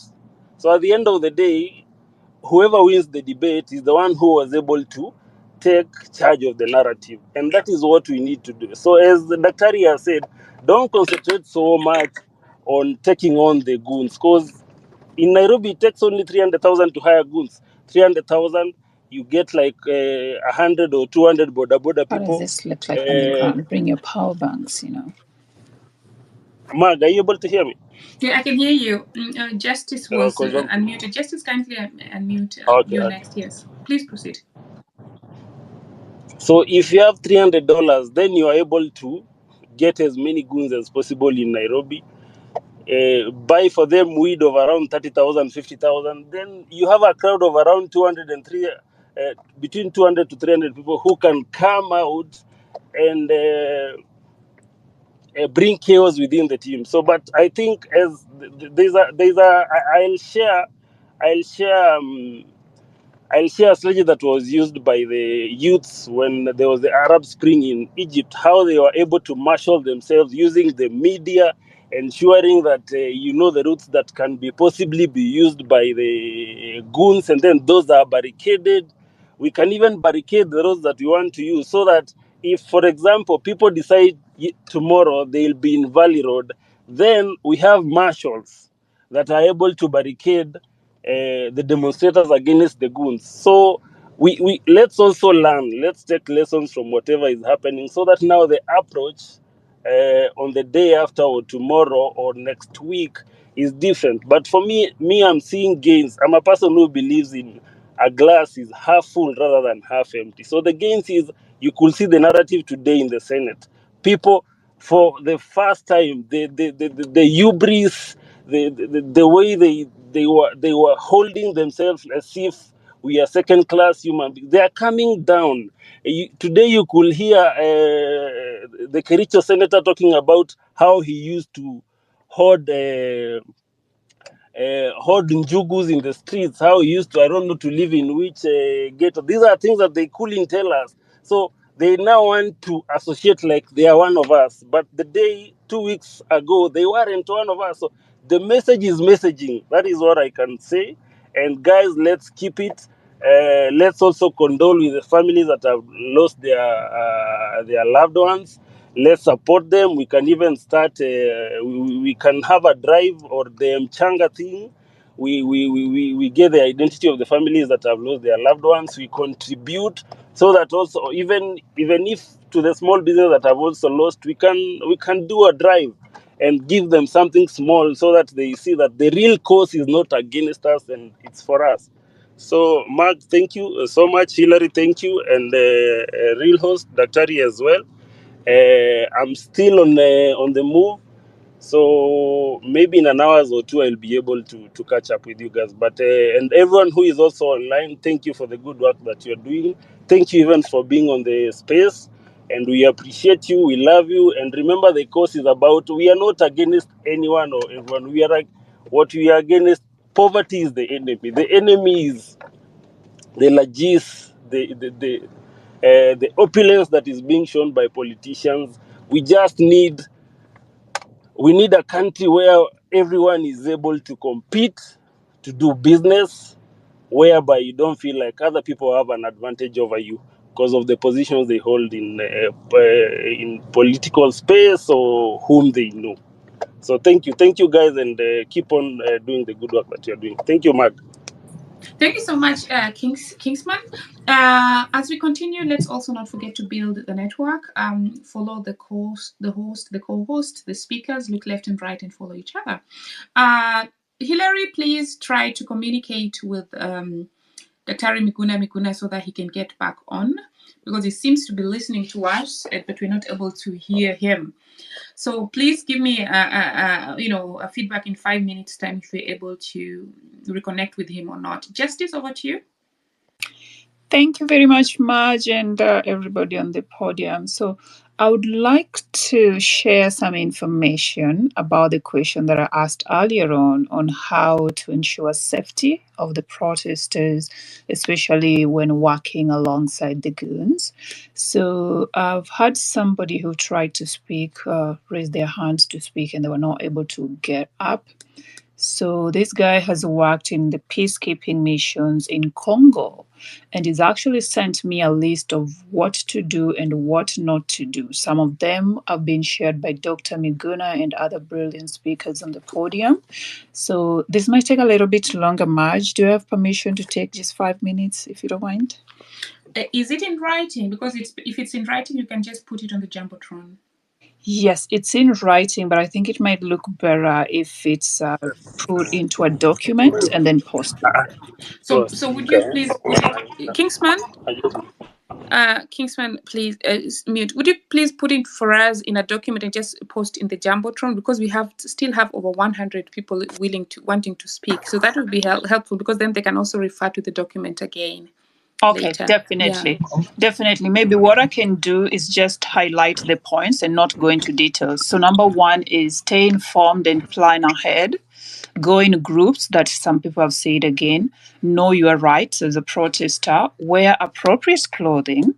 Bring essential supplies. And here is things like water, first aid kits, identification, whatever. Stay aware of your surrounding. Document incident. I believe Dr. spoke about, taking videos, live streaming and all that. Non-engagement. Do not engage somebody who is confrontational. Try ways to de-escalate the situation. And no emergency contacts. So we're thinking of legal aid numbers, you're thinking of family members. If you can memorize them, that would be great. And lastly, use safe exit strategies. So wherever your surrounding is, just know how can I get out of this place safe. Thank you, Maj. Thank you so much, Justice. Please do put the document on the comment section so that we can highlight it. I see that Dr. is back. I would like to test his mic. Dr. please take the mic so that you can test. Yeah. Hello. Hello, we can hear you. I've been here all through, so somebody just muted me. Oh, okay. I was hearing everybody. At the beginning, there was a time I couldn't hear people, but I've been hearing all of you. And I've been trying to talk, and you've been saying you're not hearing me, but I'm here. So I kept on going back and coming back, and still nothing doing. Anyway, I'm here. Welcome back. When you couldn't hear us, we had to drop you, and then we were struggling to add you back on the speaker. I think that's where the problem came in. Welcome back. Thank you. Now we can hear both of us ourselves. So can I say something quickly? Yes, carry on. First of all, I want to warn us that this is a public gathering. So in this public gathering, there could also be NIS. And there are people working for Ruto and all of that. So not every contribution is meant to help us. So we have to be careful as to which contributions help us and which ones don't. And I'm not going to say which ones, but I'm going to respond globally. Number one, let no one tell us that we should concentrate on Ruto's underlings, his appointees. Any such statement is meant to divert us, because then you would be saying Ruto is good, it's just his appointees who are bad. But everything emanates from his office, from him, directly downwards. Number two, we already went through the IBC dissolution, and we said if IBC is dissolved now and Ruto is in a hurry reconstituted now, and Ruto is in a hurry to do so that he can appoint people who are going to do his bidding in the IBC. So we need to remove him so that we reconstitute the IBC. Number three, People who are not in Nairobi must continue to protest wherever they are. So tomorrow's protest should go on, and there should be no language or confusion as to whether or not they are going on. We have to reaffirm that tomorrow's protest should go on, and they should go on all over the country. The reason for them going on all over the country is that Ruto will be spread thin, because if he has to send his goons all over the country, some are in Mombasa, some are in Wajir, some are in Busia, some are in Migori, Kisumu, wherever, he can't manage. So we must exhaust him thoroughly. Even his police will not be able to manage. So let's have demonstrations all over the country, everywhere, wherever you are. You don't have to come to Nairobi. You have to organize and mobilize yourselves where you are, and let's completely exhaust him until he drops. The idea that people can demonstrate sitting at home is a non-starter. There is no demonstration staying at home. In any event, it's also not useful, because there is no effect. You have zero effect. And moreover, nobody would know whether you are sick or you are demonstrating or whatever. The point is, let us make ourselves visible. Let us make ourselves loud. Let us make ourselves clear. Let Ruto tremble wherever he is, and let us occupy one singular space. If we are in Nairobi because we need the numbers, let us go to Parliament. Let us congregate there. Let us get there through whatever means. If you are in Mombasa, pick a place that you are going to go. The beauty with these counties is that some governors and county governments are supporting the protests. So the county askaris will be providing security for you. If, say, for example, you are in the entire Nyanza region, or you are in the entire coast region except probably one county, and there are many other counties where the county governments are actually supporting the demonstration. Speakers have been very clear that the message has gotten to the Senate and so many other people. Most of these people would not want to be seen to be confronting or opposing the protests because of their political interests.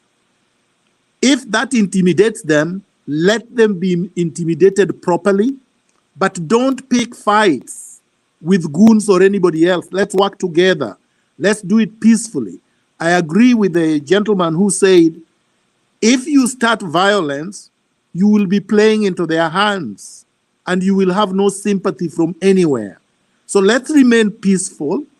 But if somebody comes to attack the procession and you are many and they are just a handful of goons, arrest them and tie them up. Thank you very much. Thank you so much, Daktari. Would you kindly give a pointer as to how many more minutes you have so that we can plan around that? Actually, I think we've been here for a very long time. Maybe you would have to decide when, but if it was left to me, the next 3 minutes, we should call it a day, but we should be able to rally everyone that we are going fearlessly and that Ruto is not going to be allowed to behave as if he owns us. Thank you. Thank you. Kindly allow us to finish at the top of the hour so that only the speakers on the panel can ask questions, only questions, and then Daktari will respond. And we are not adding other speakers. Please kindly bear with us. Reject finance bill, 2 minutes. And then Tabo, in that order. Okay, anyone will not speak. Okay, go on. Good evening, ladies and gentlemen. Good evening. Hello, can you hear me? Yes.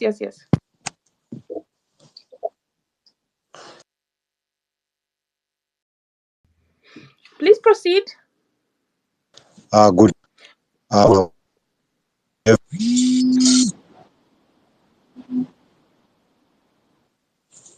Okay. Now, I think you take another speaker because engineers, mute your mic because we can't hear you. I'm getting you. Can you Okay, get me? carry on, yes. Yes.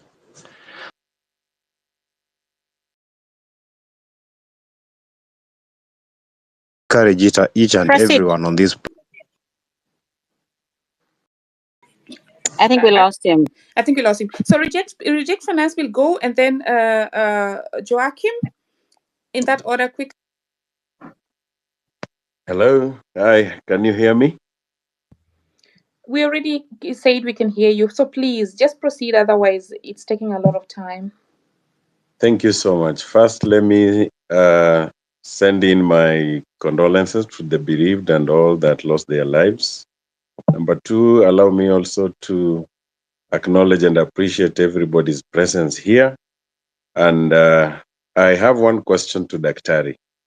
Daktari, what would be your opinion if we all gathered at a certain place or a certain avenue in CBD, and we all were in, for example, let's say we are all dressed in white, sat in one of the streets, just sat there and did nothing and protested and blocked all the roads in the CBD while we were seated. What effect could that have on our agenda?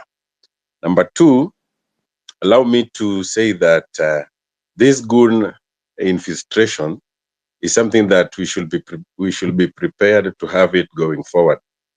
It is an counterattack to what was meant to be a very peaceful procession, what was meant to be a very noble idea. But now going forward, we also need to craft ways on how to counter it. As Daktari has said, that maybe we need to arrest these people, clobber them, and maybe hand them over to the authorities. It is a time that we need now to think extensively, think outside the box, and see how best to counter that. So I would request that Daktari may be response to that. And once he's still at that, I would request Daktari also to unblock me. Thank you so much. So reject finance bill onto where and how the demonstration should take place, that he already responded to. On your second question about how to deal with the goons, that he also responded to. I'd like to underline that I never had him say we should clobber the goons. Joachim, over to you.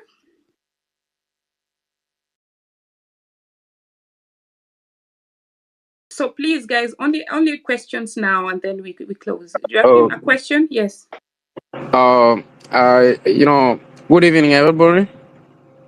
Do you hear me, guys? Yes, please. Your question. We're now only taking questions. I'm sorry. Okay. Yes. The question I was supposed to take is when people they go to demonstration, because the government they are using askaris and whatever. Anyway, question yenye nauliza, I think hakuna mwenye ameongea, so ni vizuri niulize so that either kina daktari they can respond whatever. So Uliza. Yeah. Last time Safaricom they shut down the network. So the only thing I can tell people wacharge simu zao sikwe full if they want to go to demonstration, and then maybe they use like another network. But don't trust Safaricom. Use even the Airtel, so that you can capture the evidence because hatuna CCTV, right? Na hata sikiwa hakuna mwenye anaweza enda kuja kujitoa, so that you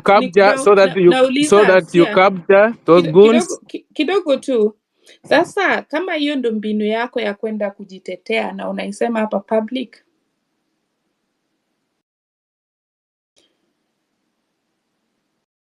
nauliza hivi, kama hiyo ni mbinu ya kujitetea na unaisema hapa public, unasaidia nani? Let's be smart. So questions only. Rob and then Bin Adam, questions. And if you have a strategy, even if whatever it means, hata kama umeenda interview, huwezi expose his strategy. So Rob and then Bin Adam. Thank you. I'll be quick. Mine is not focusing on the demonstration. but I wanted to know from Dr. Miguna, because we are now focusing on using our constitutional right to recall MPs.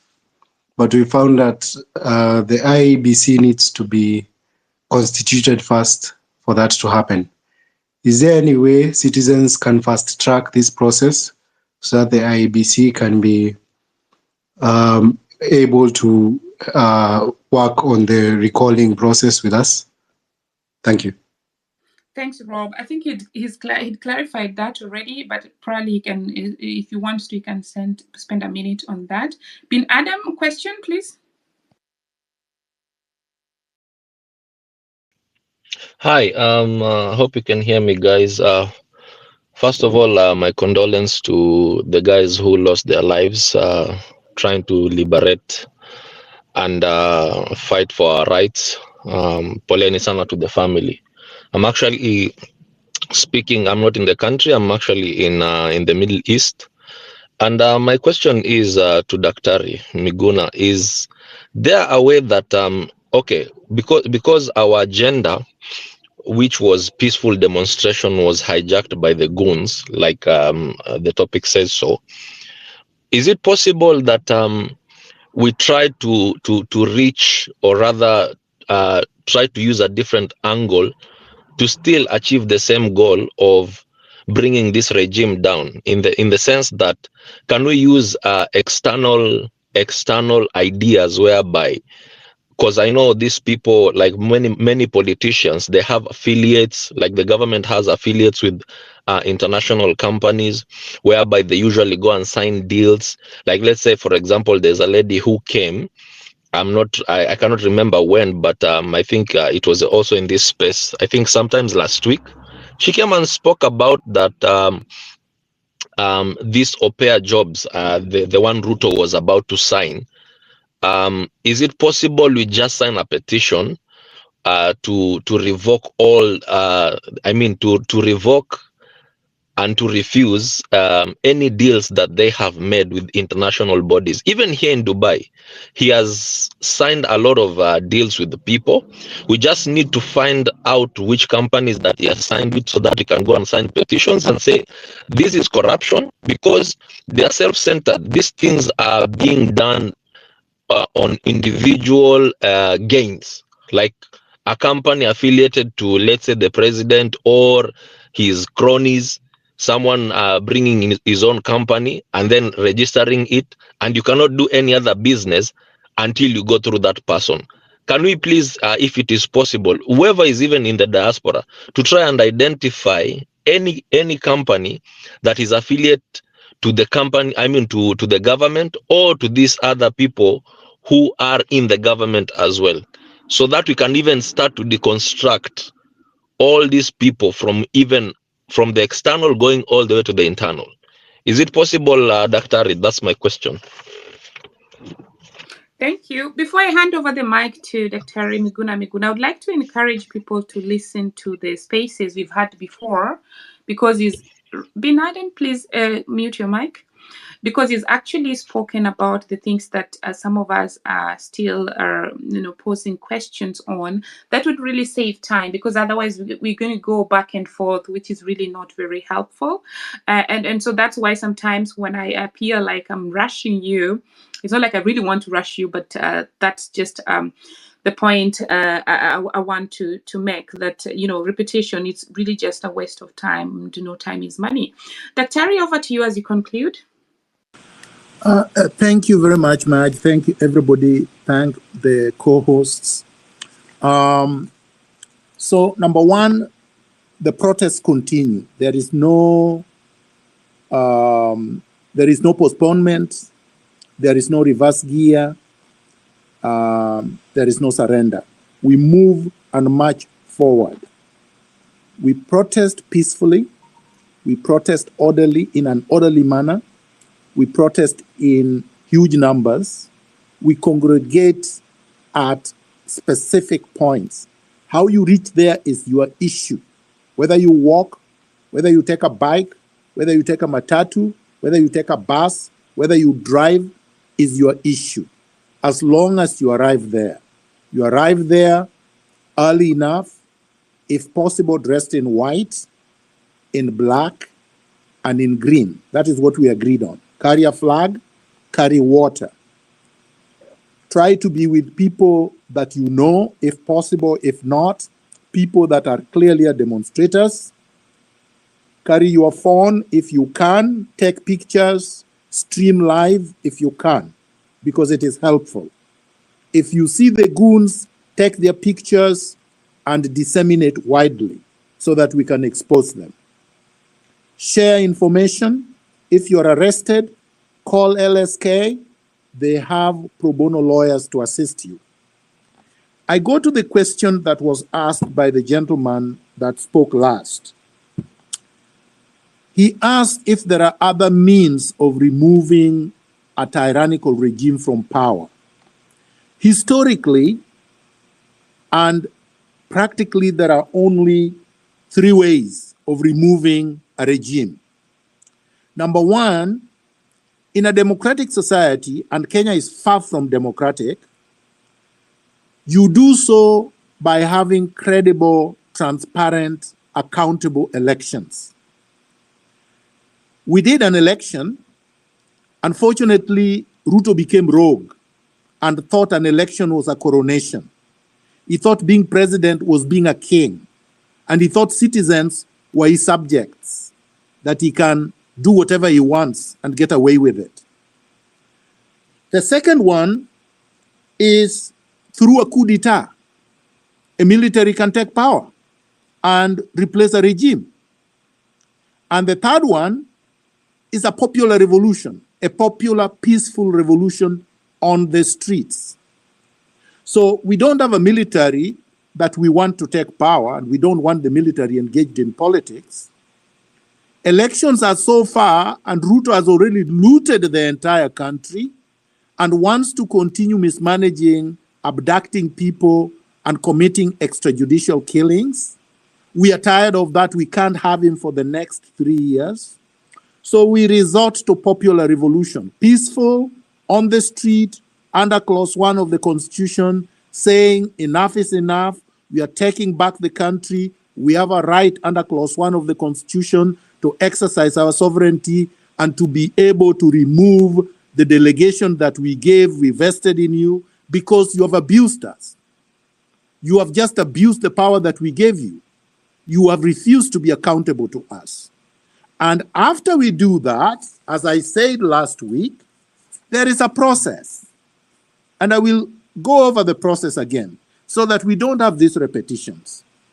Number one, we set up a national transitional authority, a civilian body made up of 54 volunteers, 1 from each national ethnic community, professionals who will comprise the youth, men, women of integrity from all religious backgrounds. They will be volunteers. They will not be paid. And they will work in order to set up, 1, an independent investigative authority to investigate all questionable land grabs or land allocations, corruption scandals, allegations of institutional and individual abuse, political assassinations, looting from 1963 to now, so that we can put all these grievances to rest once and for all. We can have our country back. We can have our productive land back so that we can turn it into a factor of production in order to eliminate food insecurity and all manner of problems. Then, within 2 weeks, the National Transitional Authority will reconstitute the IEBC. So let's stop talking about the IEBC, because if we allow Ruto to reconstitute the IEBC, he will fill it up with his girlfriends and cronies. And then the elections of 2027 will be a coronation, because these people will him steal the elections. This is what Uhuru tried through the people that were at Serena Hotel, remember? Those were put there strategically so that they could coronate Raila Odinga in the last election. so that we didn't have to have a credible election. We should put an end to electoral injustice by having this IEBC overhauled. It's going to be made up of credible Kenyans with integrity, Kenyans who are not going to serve any specific interest or political party. And then within 3 months, then we have fresh presidential and general elections. This is a very clear thing, and it is doable.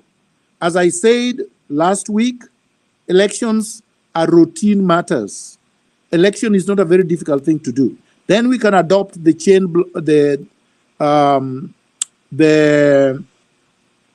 technology the blockchain technology that our friend was talking about to secure the electoral process, to make it tamper-proof.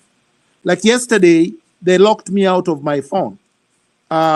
They pretended to be sending me information through DMs. Then I read it. And within a short time, I was not able to use my Twitter on my phone.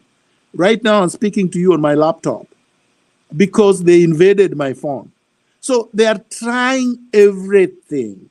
And you know, if you are really a Democrat, if you really respect your people, if you really believe that you mean well for the country, you wouldn't do these things. You wouldn't hire hackers to attack your critics. You wouldn't hire goons to abduct your critics. You wouldn't charge your critics for saying Ruto must go. That's under the Bill of Rights. That's free speech. You cannot take anybody to court and they are convicted because they sang Ruto must go. From now on, our national anthem is Ruto must go until he goes. Then we can revert back to our usual national anthem. I thank everybody. I hope that we can turn out in large numbers because our numbers are our safety, are our security, is what is going to preserve our lives. The last point, this is very critical because people are going to ask, so who can preside over the National Transitional Authority? We have many suggestions, but one of the most critical suggestions